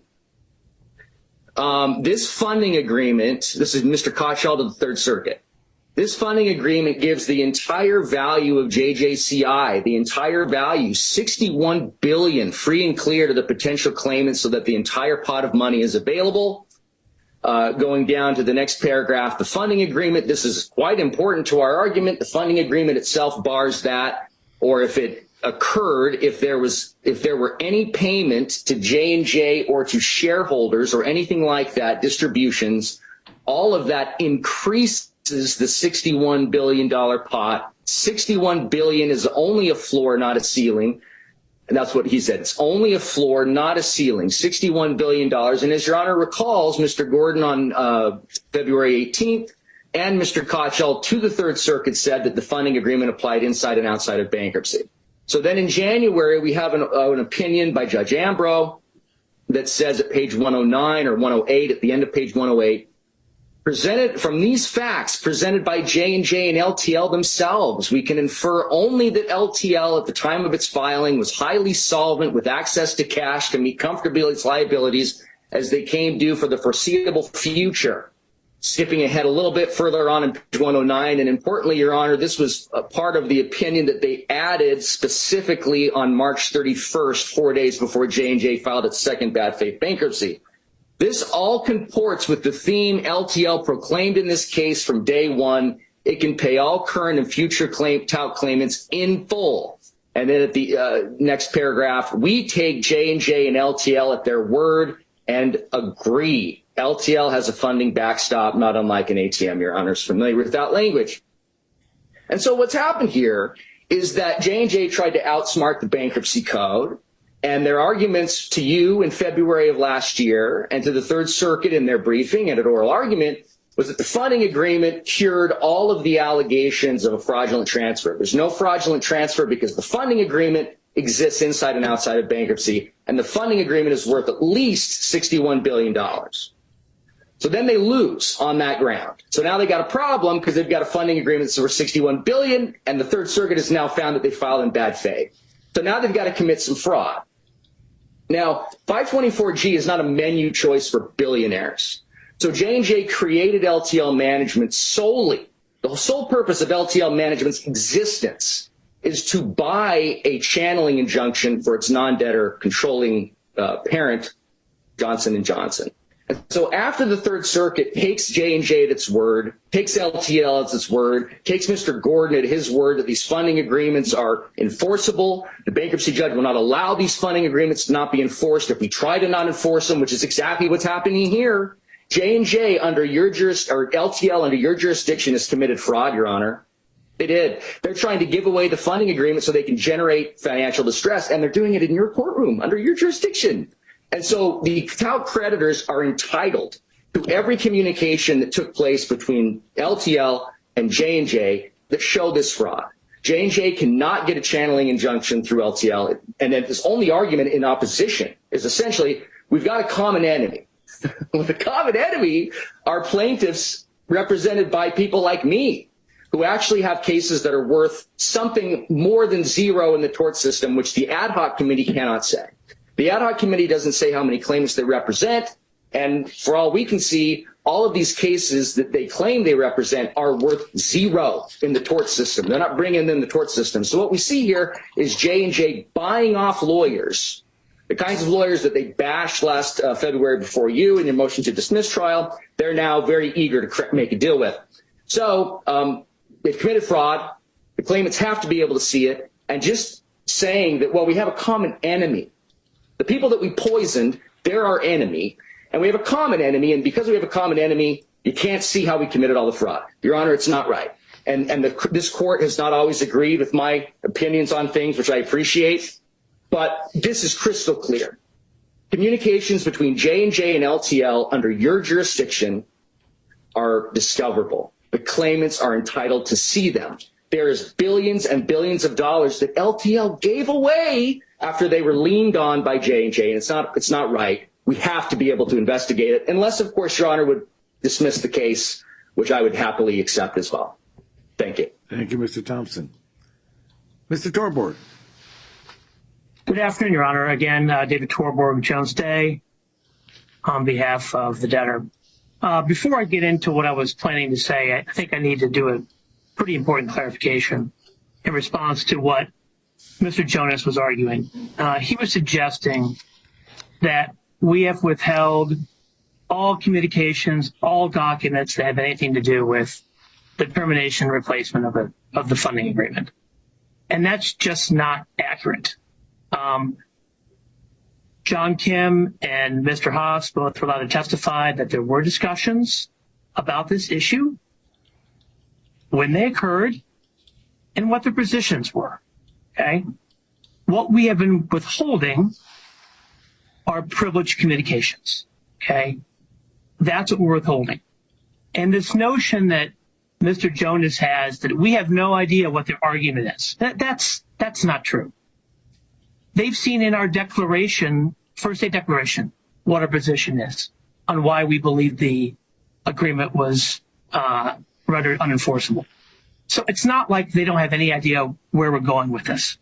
It's a legal issue that'll be vetted in the briefing. Okay. It's not a basis to suggest, to vitiate this important privilege. So that's what I was going to say. Since the corporate restructuring that created LTL before the first bankruptcy, J&J, LTL, and new JTCI have been parties to a common interest agreement, written common interest agreement that continues in effect today. Corporate affiliates often have common interests. This does not change simply because the corporate affiliates are counterparties to a contractual agreement, the other sides of an agreement. The Third Circuit's seminal opinion in Teleglobe, which is shocking to me that their motion didn't even mention this case, makes that very clear. The court stated, thus, the community of interest privilege, its terminology for the common interest privilege, allows attorneys representing different clients with similar legal interests to share information without having to disclose to others. It applies in civil and criminal litigation, and even in purely transactional contexts. Relying on this very language in Teleglobe, the District of New Jersey's decision in the Louisiana Municipal Police Employees case says the same thing. Quote, the fact that parties may be on adverse sides of a business deal does not compel the conclusion that the parties did not share a common legal interest, such as when the parties may face the possibility of joint litigation in which they would share a common interest. So, Mr. Jonas's discussion of the Leslie Controls case was completely off. What he was quoting was the party's briefing on the other side that was trying to vitiate the privilege. The court actually found a common interest did exist between people on the other side of a transaction. So, getting back to the basic elements, there are three requirements for the application of the common interest protection. First, the communications were made by separate parties in the course of a matter of common interest. Two, the communication was designed to further that effort. And three, the privilege has not otherwise been waived. The communications they're seeking here meet all three of those requirements. The first two are kind of related, so I'll address those at the same time. As stated in our brief, LTL and J&J share a common interest in effectuating and upholding the fundamental purpose of the 2021 funding agreement and in seeking to resolve current and future TAL claims through bankruptcy. The TCC declares in its motion, and here today, that the potential termination of the funding agreement created adverse interests between LTL and J&J because any termination would strip LTL of more than $60 billion. That is wrong, both factually and legally. First, the termination of the 2021 funding agreement did not strip LTL of $60 million. The value of that agreement is the extent of the TALC liability minus the value of the debtor, not $60 million. The TCC makes no argument in its motion or here today that the TALC liability exceeds or is at $60 billion. Mr. Jonas suggests, well, we don't need to worry about what it is because they still have adverse interests. Well, in order to determine whether there are adverse interests, you have to determine what was left after the funding agreement was amended and was terminated and replaced. A new funding agreement was entered into with Holdco, which the record evidence has established has a value of approximately $30 billion. The TCC advances no argument nor any evidence that this amount is insufficient or that LTL was rendered insolvent as a result of this transaction. On this record, there is simply no basis for what the Third Circuit termed in Teleglobe the exception for adverse litigation. There, the court noted that the common interest might be overcome when the parties to the common interest sue one another. That has not occurred. The court also noted that in the parent wholly owned subsidiary context, there might be a divergence of interest if the subsidiary is insolvent. Again, there's no evidence in the motion or on this record to support that. Teleglobe controls, and it calls for denying the motion. Finally, on the third requirement, waiver, there's no basis in this record to suggest that either LTL or J&J waived its common interest. As stated in our response, the Third Circuit law on this is very clear in the Rowan-Polnick decision. It distinguished a situation where a party places its attorney-client communications directly at issue to support its claim in situations where it doesn't. And the court noted relevance is not the standard for determining whether or not evidence should be protected from disclosure as privileged. And that remains the case even if one might conclude the facts to be disclosed are vital, highly probative, directly relevant, or even go to the heart of the issue. Here, neither LTL nor J&J has put the substance of its communications, the attorney-client substance, the work product, at issue to prove its position, nor does it intend to. Finally, there's no basis to apply the crime fraud exception. There's been no showing of a crime here. It's sort of like a throwaway in their brief. They don't develop it at all. There's no evidence to support a fraud. There's no basis to apply that at this time. For all those reasons, the motion should be denied. I'll be happy to answer any questions. Oh, all right, thank you. Mr. Jonas, is there any response? I'll be very brief, Your Honor. Thank you. Excuse me, Your Honor. Yeah, if I may, Your Honor. Mr. Stamer? It's Starner. It's Greg Starner on behalf of Johnson & Johnson, and I'll be brief, if I may. Yes, please. Thank you, Your Honor.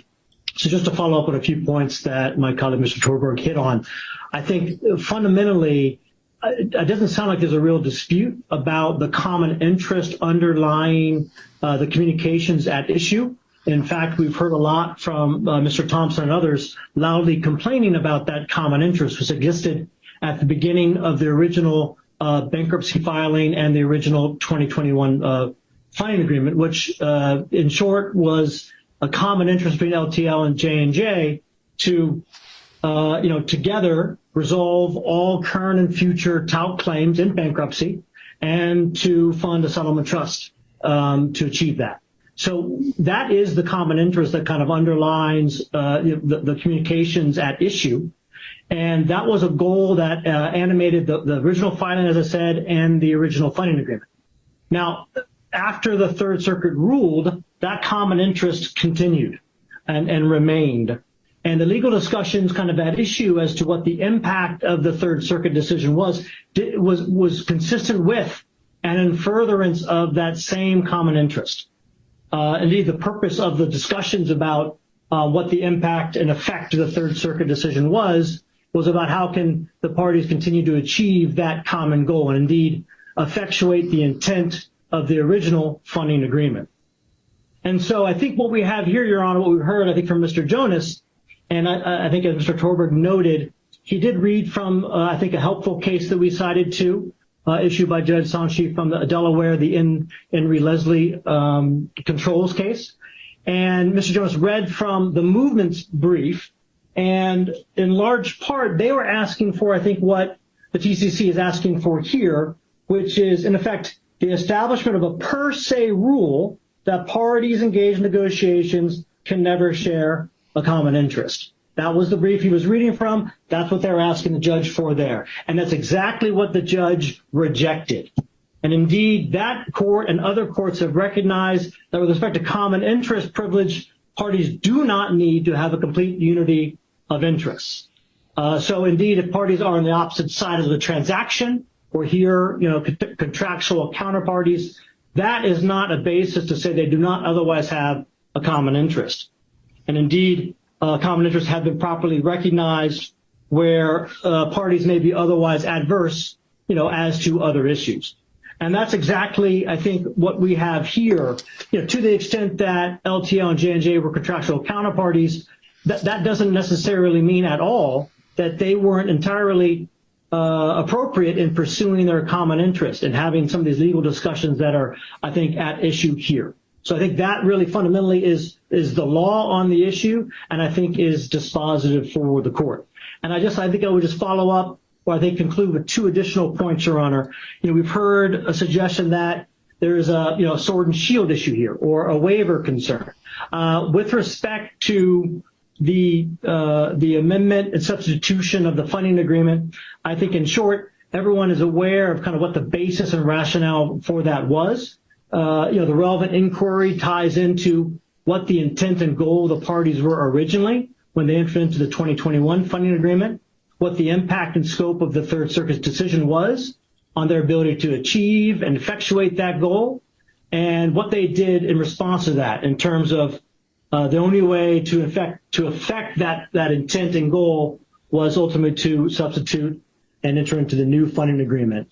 And then finally, I'll just note with respect to the legal scope of the funding agreement, both the original funding agreement and the current one, obviously that's not before the court right now, but I think certainly as we note in our papers, and I think it's clear from the documents themselves, the terms of those funding agreements are clear and unambiguous on their face. So to the extent there's a question about what the funding agreement, what it covers, it's very clear from the terms, and indeed it only covers the talc liability at issue, which was the case with the original agreement and continues to be the case with the new agreement. So unless there's any other questions the court has, we would just obviously ask the court to deny this request. Certainly on this record, there is no basis to enter a sweeping order that says there is no common interest privilege between J&J and LTL.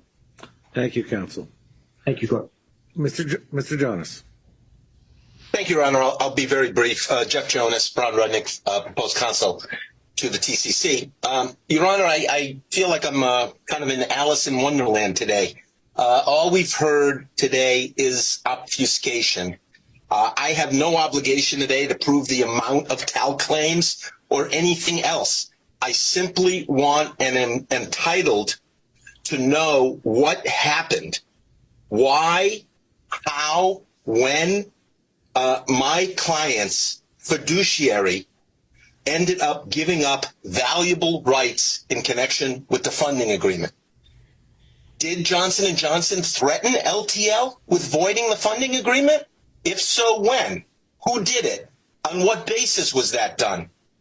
What was my fiduciary's response? When did they make the response? Who made the response? Did they propose anything? How did we end up where we are with termination of the funding agreement and J&J, as testified to by Mr. Kim at the preliminary injunction hearing, J&J off the hook for tens of billions of dollars? I think we are entitled to answers to those questions. That's all I have to say. Thank you, Your Honor. Thank you, Mr. Jonas. Mr. Thompson, briefly. Yeah, their common interest is to commit fraud on the creditors. I mean, that's what their common interest is. What this looks like, and I think either Mr. Torberg or Mr. Starner talked about the substance of the communications. I mean, what it appears happened from Mr. Kim's testimony, and I don't know what the conversations were, but what we have good basis to surmise is that the J&J lawyers went to Mr. Kim and said, hey, you got to give away $60 billion.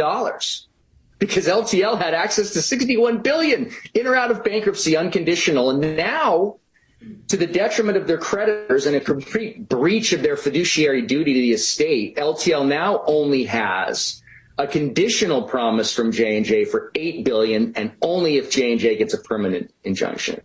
There has to be transparency on these issues. They had a duty to the estate, and they've clearly breached it. And we need to be able to discover if it was through fraud that they did so. This is textbook crime fraud exception. Thank you, Your Honor. Thank you, counsel. Mr. Gordon, raised hand. Thank you, Your Honor. I wanted to spend 2 minutes to respond, if I could, since, again, I've been referred to directly, and Mr. Thompson likes to quote, and he's done it everywhere, comments I made at the ABA last year, and unfortunately they're usually taken out of context. But I wanted to underscore really just a couple of things quickly. Number one, it's not accurate to say that, as Mr. Jonas just said, that they need to know what happened. They know exactly what happened. The witnesses have explained the rationale for the new financing arrangements. They've explained their views on frustration of purpose.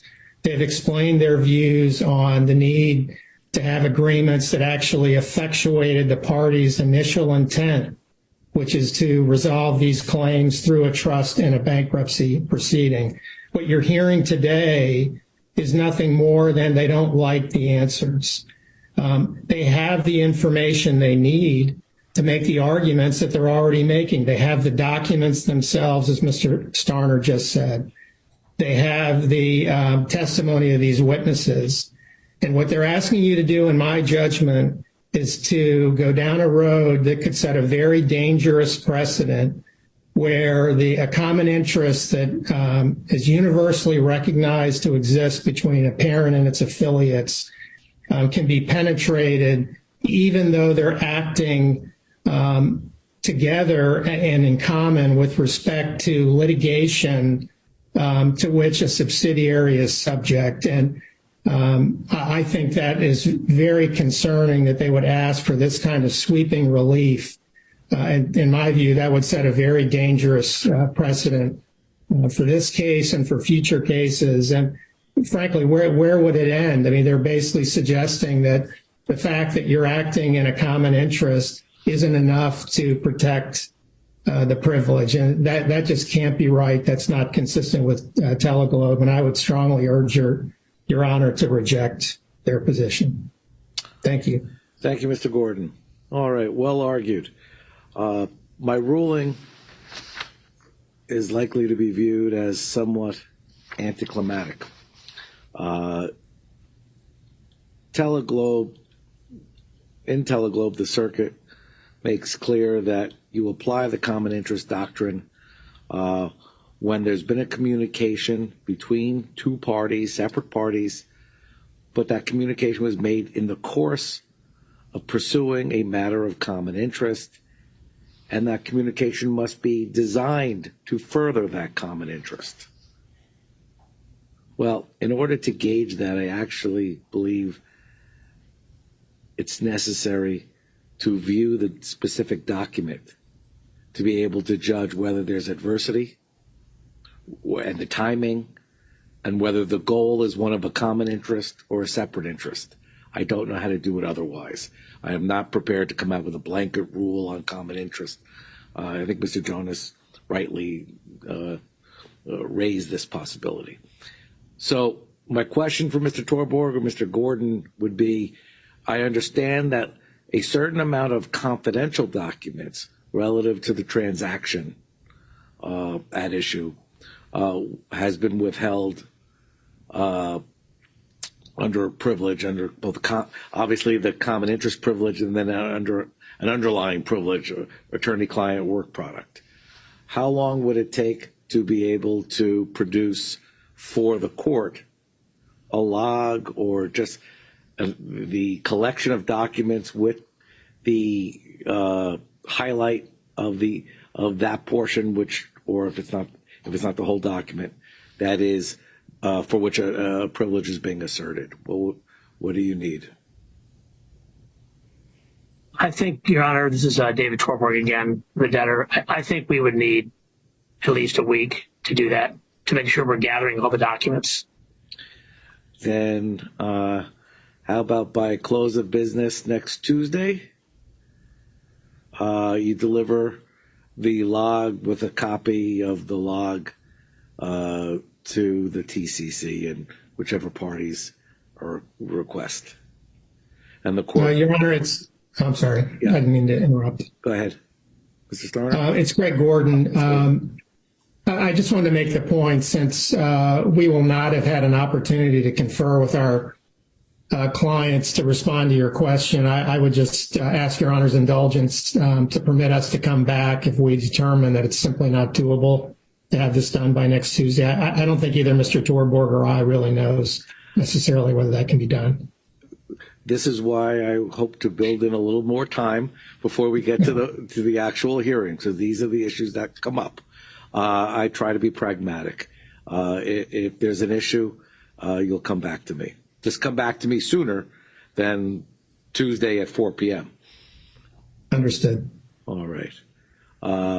So with that, we move on to the remaining, I believe, discovery motion. And I guess my question, I don't know, is Mr. Winograd, are you? I am, Your Honor. Mr. Moulton, are you? No, who is it? No, Your Mr. Honor, Winograd. this is Michael Winograd. I'm here. So much easier in court. It is. Hey, Your Honor, I'm sorry, it's Greg Gordon again. Yes. Can I go back and address one issue with respect to the confidentiality motion that we talked about earlier? Yes. That I was apprised of. I think Mr. Satterley made the point that the only document that would be deemed confidential would be the exhibit to the term sheet, and Your Honor said yes. What I didn't want to have lost in this is that there were some confidentiality designations that were made that were not the subject of any challenge by the TCC, such as there were some medical records, I think, that came up in the discovery. And I didn't want Your Honor's comments to suggest that you were overriding confidentiality designations that had not been subject to challenge, because there are a few. I am not doing so blanketly. If there's an issue, you'll reach out for the court. We'll have a call. Thank you, Your Honor. All right. Mr. Winograd, my question before we go down this path is this a situation where I should follow the lead I did in the last matter? Take a document by document. I haven't had the chance, obviously. I see bait stamp number documents, but I haven't perused them or the portions of them. Is that a more viable approach? I hate to put more work on myself, but it seems to be the only proper way to do it. Well, so Your Honor, I think there are two different answers with respect to the redactions here. The one issue with respect to the redactions of claimant lists that are attached to the PSAs, I think that can be handled. We know what the information is, and that can be handled now. With respect to the redactions that are just in two board presentations, and really, Your Honor, those redactions in one board presentation is a subset of those in another. So we're really only talking about one board presentation. And I think it would be useful to just at least touch on 3 out of the 5 groups of those redactions And then, if Your Honor would like to review in camera to do so with the benefit of that background. That's fine. Go ahead. So, Your Honor, again, there are again, Michael Winograd of Brown Rudnick, proposed counsel for the TCC. Your Honor, there are two sets of redactions at issue. There are, again, two board presentations that have some redactions in them, and we'll talk about one because it consumes the subset that's in the second board presentation. And then the PSA, the exhibit to the PSAs, where it attaches claimant lists, there was information given, personal information, and only, from what we received, only the first name was given to us. Everything else was redacted. I want to address two things, Your Honor. One, there's argument in the brief that was filed last night by LTL with respect to a meet and confer as a sort of threshold issue. And then I'll argue on the merits. And I just want to briefly touch on the meet and confer issue. With respect to the PSA, there absolutely have been meet and confers. We've asked repeatedly for the columns to be unredacted, whether it's on a professionalized only basis or otherwise, because we need that in order to deduplicate. We noted it in the PI hearing, we noted it in the May 9th hearing, and we've said that to them on several occasions. With respect to the board presentations, we've asked them, I think, a couple of times to unredact them. We clarified in a May 11th email that we understood to have already asked for this, but if there's any doubt, please unredact all this. We never received a response. Now, their response date to the document request may not have come, but we said we think that we've covered all this. And either way, Your Honor, if we've had a lot of meet and confers with them, if this specific issue with respect to the board presentations, if I neglected to raise it, and I don't recall specifically having raised it in one of our verbal meet and confers, I apologize. But I will note that either way, yesterday I reached out and said we should meet and confer since we have a lot on the table for Tuesday. And we, in fact, did meet and confer on this very issue yesterday. They did not agree to unredact anything, and they filed a brief in response. So I don't think there's really anything to make of the meet and confer issue that they led off with. Let me turn to the substance of the argument. The argument is whether the redactions based on purported privilege are appropriate. The cases, again, cited by LTL don't really support their position. What they are basically are just generic cases saying attorneys can assert a privilege or a work product protection. We agree with that. I think everybody agrees with that. That's Hornbook law. But what you cannot do is redact some privileged information on a topic and not all of the privileged information on that topic. Teleglobe makes that clear. We cited that in our brief, docket 504. United Jersey Bank versus Wolosoff, which has been cited by numerous federal courts, but a New Jersey state court case makes that clear. We cited that in our brief in docket 441 on a different issue. You cannot selectively disclose privileged information because you can't, and this is to quote, you can't divulge whatever information is favorable to you and assert the privilege to preclude disclosure of detrimental facts. Yet that is what appears to have been done here. And if we can, Your Honor, I'm just going to highlight three simple examples, and I'm going to ask my colleague who's in the room with me now, Lydell Benson, to just pull up on the screen. And what we're looking at, Your Honor, is March 28th, 2023 board presentation. You will notice that most of which, Your Honor, at least 2/3, if not 3/4, probably 3/4 of which has been unredacted. If you'll notice in the top right, it's marked privileged and confidential, attorney-client communication, attorney-work product. Jones Day, who put this together, I believe, saw fit to label this entire presentation privileged. Yet they've now disclosed about 3/4 of it and won't disclose the remaining part. I will note, Your Honor, on this one other key point, and that is if you will look at the stamp at the bottom, it appears to be version 7 on the title cover page.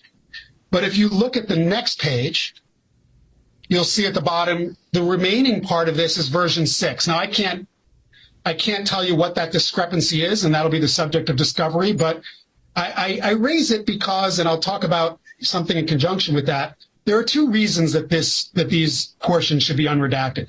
There's the law that says they should be because they're selective disclosure. And there's circumstantial evidence that really raises serious doubts as to the basis or standard on which these redactions were made in the first place. And so it's unclear to us whether these are different versions or they put the cover of one on the body of another, and we'll get to that in discovery. But I just wanted to point it out for your honor. If you flip to page 2, you can see that they are talking about the status of LTL Chapter 11 case and the Third Circuit panel dismissal opinion. Now, they later redact what they have to say about that Third Circuit opinion, even though they've listed some stuff here. And on the next page, you can see a few bullets on the Third Circuit opinion. I'll come back to that. But if we can flip to page 4,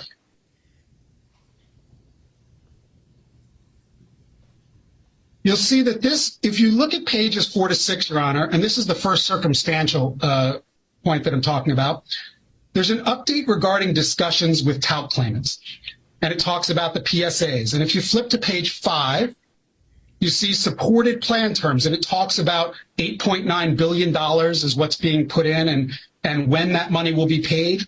And then for some reason, even though supported plan terms continued on the next page, same subject matter, they even say it's continued, they've redacted everything. They later, several days later, if you flip to the next slide, unredacted it. And if you look, again, it's just conditions and allocations. There's no apparent basis to have redacted this based on privilege whatsoever, much less to have redacted this and not the prior couple of pages. If you'll now look, Your Honor, at page 7, here we have from the original supported a future claimant's representative, discussions on the FCR, which Your Honor has heard a lot about in the previous hearing. You look at the next page, in the subsequent filing, they've for some reason redacted this. So they've unredacted some and then redacted a different portion in what they're filing. And I point this out, Your Honor, because this really raises a cloud of doubt over the standards that were being used in redacting any of this. And if you look at just the substance, Your Honor, if you can flip to page 10, pages 10 to 12 talk about, if you look at 10, LTL's options in the event of dismissal. And it talks about, a new Chapter 11 case and recapitalization and sale. If you flip to the next page, considerations regarding the immediate filing of a new Chapter 11 case. And they've not redacted this. The benefits, it's supported by law firms in the FCR. A prompt filing achieves whatever those considerations are. But then if you flip to 12, it's suddenly redacted. Considerations regarding the filing in New Jersey. So they've given us the options. They've given us the considerations for the filing, but for some reason they've decided that there's something special about the considerations with respect to venue. Now, I don't know what it says under there. And if Your Honor looks at this in camera, Your Honor will see, and maybe it's embarrassing for them, but that's not a basis to withhold, certainly not based on a privilege in the context of a PowerPoint where everything else has been, where the majority or the 3/4 has been unredacted. If you look, Your Honor, at page 13, potential modifications to the existing funding arrangements, you've got that section is continued on the next 3 pages, but for whatever reason, the Third Circuit opinion is blacked out here. If you flip to the next page again, it continues on. They talk about everything other than the Third Circuit opinion upon which all of what you're reading in unredacted form is based. And in fact, they've alleged that they terminated the 2021 agreement based on their reading of the Third Circuit opinion, but they won't tell you what that reading is. But they'll tell you everything else about it. It's just, again, selective disclosure. If we can turn to just 2 more examples, Your Honor. If you turn to 17 to 19 are all redacted. And they're all discussion, potential new Chapter 11 case following execution of plan support agreements and modification of funding agreements. We've talked about all of that. All of that's unredacted. The funding agreements were unredacted. The execution of a new support agreement was unredacted. And the potential filing of a new case was unredacted. Yet for some reason, counsel has deemed these 3 pages special and redacted them out. Lastly, if you'll turn to page 20, Pages 20 through 26, Your Honor, 7 pages are all about financial considerations. And for some reason, if you flip to page 24, in the midst of all this, you'll see a handful of lines, 4 lines, blacked out. One more line down. There you go. Right in the middle of all of this discussion on financial considerations, they've blacked out a few lines. Again, this is precisely the selective redactions that the courts say is impermissible. I would posit that there's nothing privileged about any of it. There's nothing unique about any of it other than the fact that it came from an attorney, but they've already waived that privilege, right? We know that they mark this privilege and confidential attorney work product, attorney-client communication, but they have seen fit to then unredact 3/4 of it and even unredact large portions of the same subject matters of minor stuff that they've redacted. With that, Your Honor, unless Your Honor has questions about this presentation, I'll turn to the redactions in the PSAs. Yes, please. Okay. So with respect to the PSAs, Your Honor, and this is really simple, the only ground that they have seen fit to redact information is that it's personal information, and it is. They redacted the last name of claimants, the date of birth, the date of death, if applicable, and the claim type. We need that information, even if it's on a professionalized only basis. We need that information for deduplication. There has been, we believe, deduplicating here will have a material impact on the number. We think that there are people who are listed twice based on the first names and first initial that we've seen. We think there are people listed on multiple counsels lists where they're co-counsel twice. And so we think there'll be a material impact. This can be handled with a confidentiality designation. The one final point I'll make is that the debtor seems to confuse unredacting that information and providing it on a confidential basis with a motion to seal or sealing the information or not providing it at all. The AHC does have a motion pending, which was relied on heavily in the brief submitted by the debtor, but that was a simple motion to seal. The information, according to that motion, has been provided to the court already. Multiple parties have asked for unredacted versions. I don't recall if it was agreed to with respect to the United States trustee, but multiple parties, including the UST, have asked for it. And there's just no basis not to provide it to us so we can actually check the number. Again, a simple confidentiality designation can resolve any conceivable concerns. This is not information we're looking to disclose to the public. And with that, Your Honor, I think that with respect to the board presentations, there's simply no basis for that kind of selective disclosure. And Your Honor, I think would confirm that by reviewing it in camera. And with respect to the PSA, there's just absolutely no basis not to provide us that information so that our experts can run just simply dedupe it, even if it's marked on a confidential basis. Nobody has any intention of sharing personal claimant information with the public. Thank you, Your Mr. Honor. McGrath. Mr. Torborg. Thank you, Your Honor. Again, David Torborg from Jones Day, on behalf of the debtor. I want to focus first on the meet confer. There is no dispute that Mr. Winograd did not, or anyone from the TCC did not reach out to us to meet confer before filing this motion yesterday morning. We had no idea it was coming, and it was, scheduled for today. The motion's inappropriate, unripe, and as I will discuss, misinformed in many respects. There's no certification on the motion that they met and conferred as required by both Bankruptcy Rule 7037 and the local rule. It just doesn't exist. Now, Mr. Winograd, says, "Oh, well, we talked about it yesterday." Well, we only talked about it because I brought it up that you didn't meet and confer on this. And so we spent 5 minutes talking about it, and that's it. He seems to think it should be excused. That's not good practice. It's not fair to the court. It's not fair to the parties. And it's just, it's not consistent with the rule that requires a certification. Okay. Here it may have mattered. The parties may have been able to reach an accord before this motion was filed. For example, on the claimant list issue, they're saying now they only want something on a professional eyes only basis. Obviously, I'll need to go confer with those at J&J and those in the ad hoc committee to see if that might work. There's another way to deal with this deduplication issue other than giving up all this personal information. And second, on the board presentations, if you read their motion, they're suggesting that, we've made all these relevance determinations. And that's not true. I mean, we didn't redact anything because it was not relevant. We redacted it based on attorney-client privilege. And if we would have had the meet confer, we probably could have talked about that. And we may have made some progress in me explaining why it is that some things are privileged in the presentation and some are not, without disclosing, obviously, the contents. The motion provides no factual or legal basis to vitiate the assertion of the attorney-client privilege.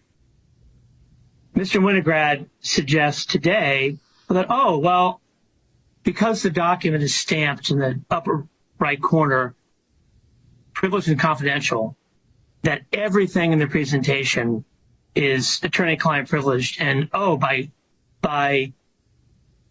not redacting everything, we've waived the privilege.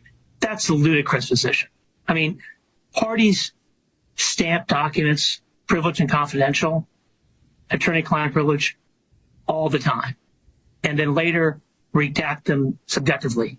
The purpose, of course, is to signal to people, hey, there might be privileged information in this document before it's produced. That would set a very bad precedent. And then, in terms of, he talks about selective waiver. If you just go through, and I'll share it on the screen as well, some of the matters that he was discussing. For example, I'll go to, page 3, for example. It's talking about LTL filed petition for panel rehearing. It's talking about facts, pure facts. It would have been inappropriate for us to redact that. It's on page 2, the previous page, just talking about the status of the case and what was going on. Giving updates on the status of efforts to get support, factual. Supported plan terms, factual. Conditions to payment. Again, we did unredact this 2 days later and produced it. Their motion didn't even acknowledge that. Duties of LTL managers. Well, it shouldn't be surprising to anybody that discussions of fiduciary duties would be a legal topic, and the board would be given legal advice about what their duties are.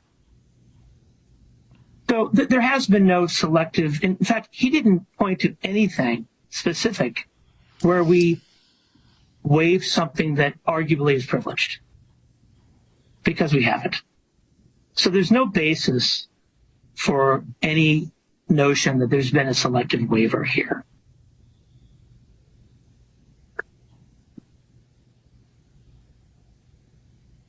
And on the claimant list, we view that as being up for the court's consideration in connection with the ad hoc committees of supporting law firms' motion to seal.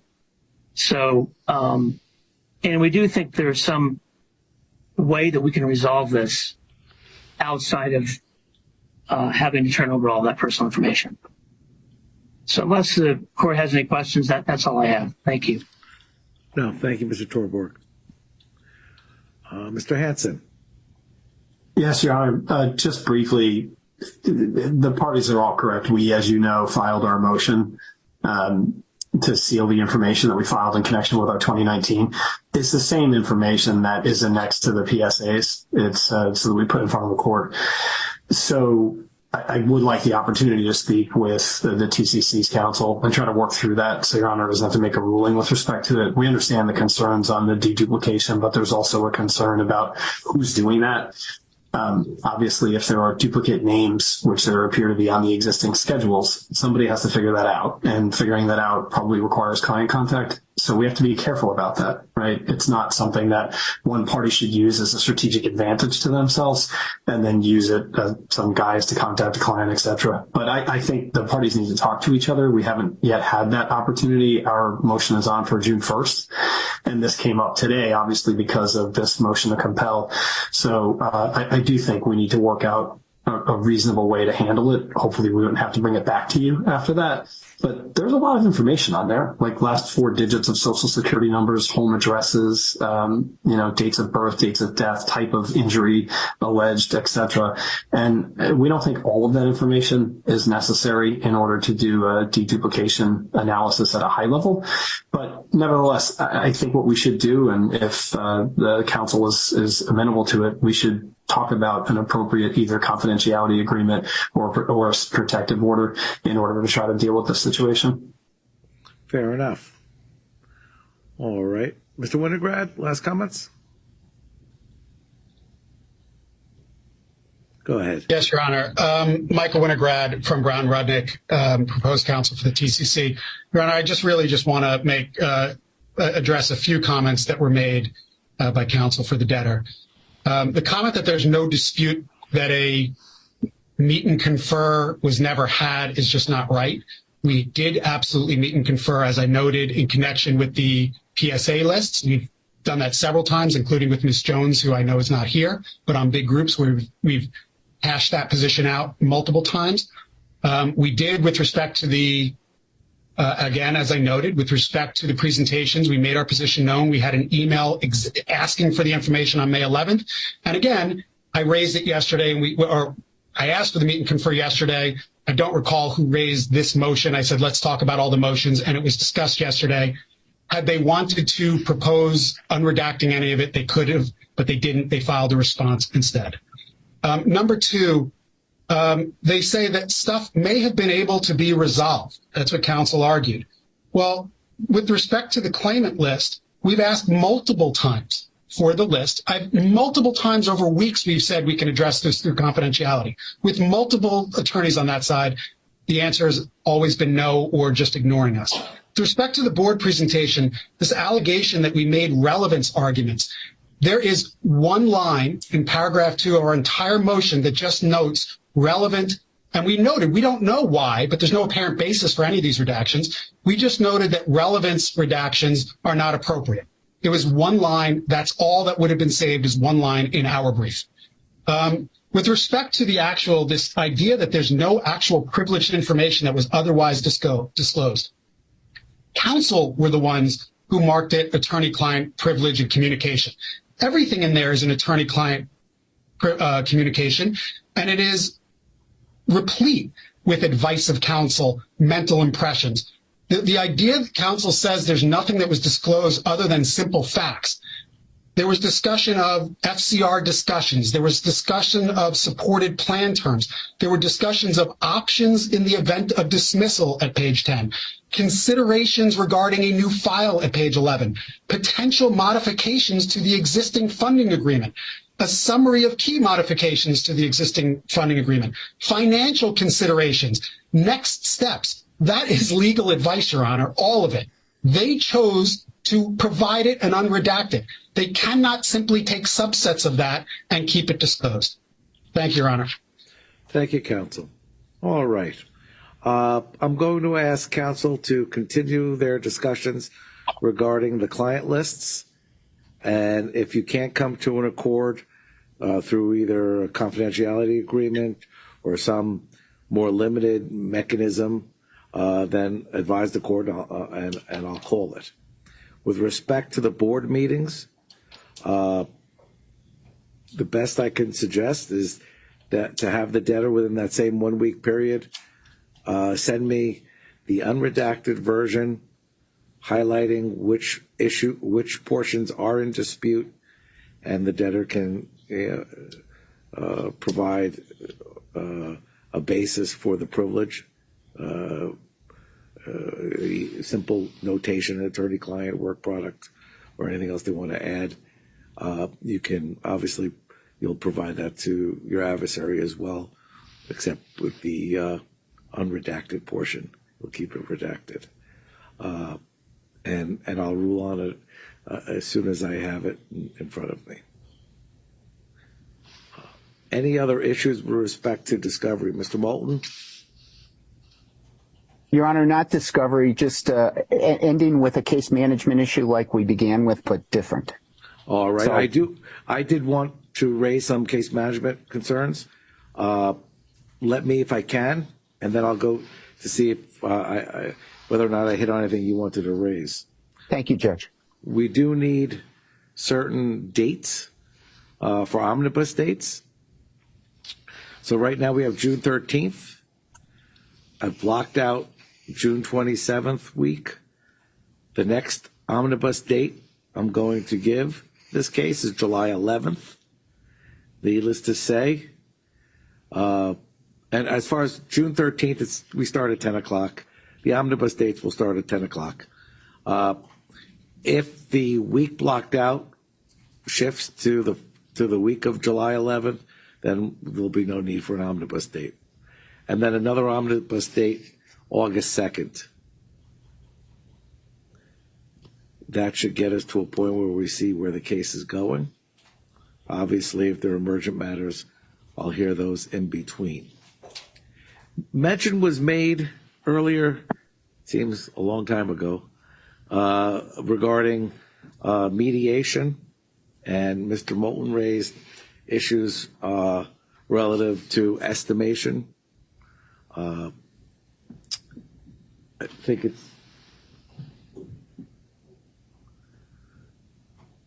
I just got a note before I do that.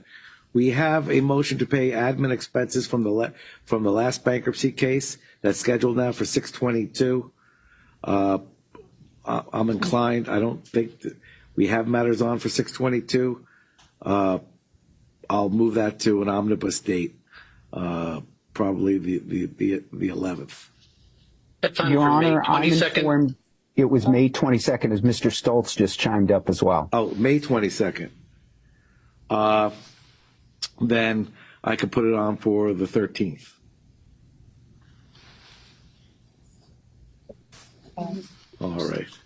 And as far as estimation, I have thought about the need to continue with a 706 expert on estimation for purposes of plan confirmation or plans.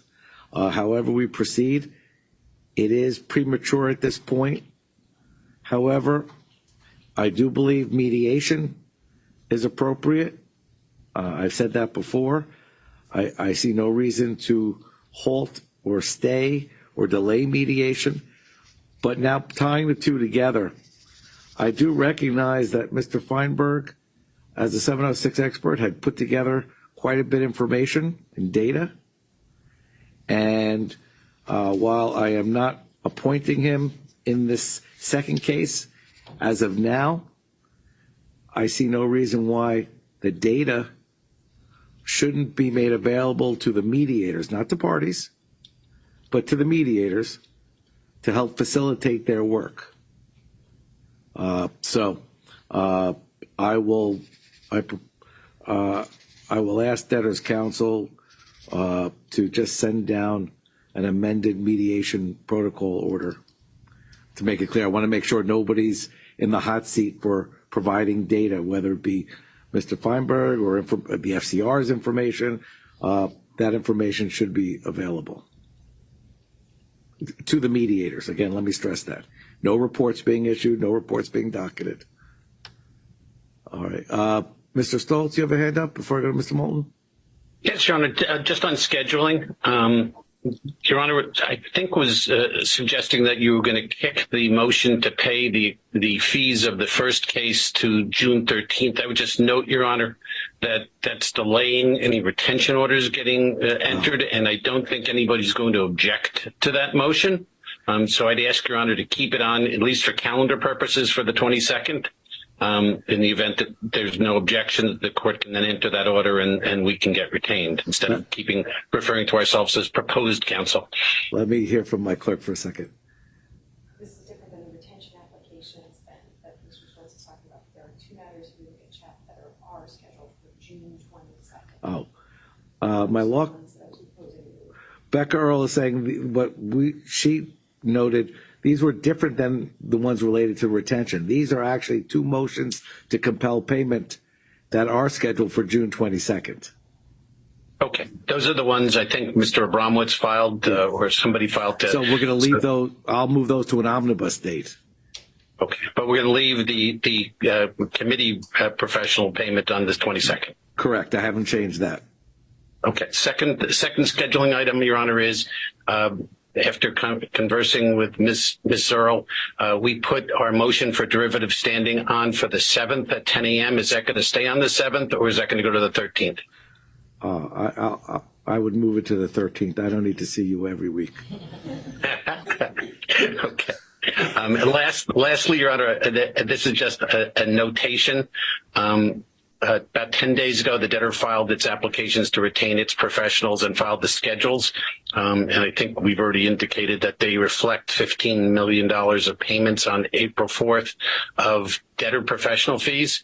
About 10 days ago, I asked Mr. Prieto to send us the bills that resulted in those payments, and he's indicated he's had trouble catching up with his client to have that conversation. So I'm hoping that by mentioning it on the record, he speeds up his connection with his client on that issue. And I hope I don't have to bring it before Your Honor, but I just wanted to make note that we've asked for those bills and we hope they're going to be produced without us having to burden Your Honor with more discovery. All right. I take it you're just using my Zoom as a means of communication. Thank you, Mr. Stoltz. Mr. Moulton. Judge, Mr. Stoltz stole my thunder. I was going to mention the standing motion that was on for June 7th and suggest it be moved to the 13th. So, all right. Then, Mr. Gordon, I see your hand. Thank you, Your Honor. Greg Gordon. I just want to be heard for a moment on the standing motion. I think by its terms, and admittedly, I've only read it quickly, that's a conditional motion. It's basically, the way it's written, I think, is that in the event Your Honor determines not to dismiss the case, the committee wants to proceed with the lawsuit. And so based on that, our suggestion would be that you move that behind the dismissal matter because it is conditional. We should take it up after that. Well, I haven't looked at it, in all fairness. Why don't I ask that you reach out for committee counsel and see if it makes sense? We know the 13th will be busy enough.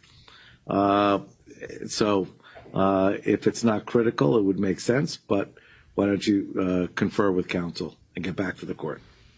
We'll do it. Thank you. Thank you, Judge. We'll wait for Mr. Gordon to call. All right. So we are adjourned. Thank you all. I appreciate your efforts.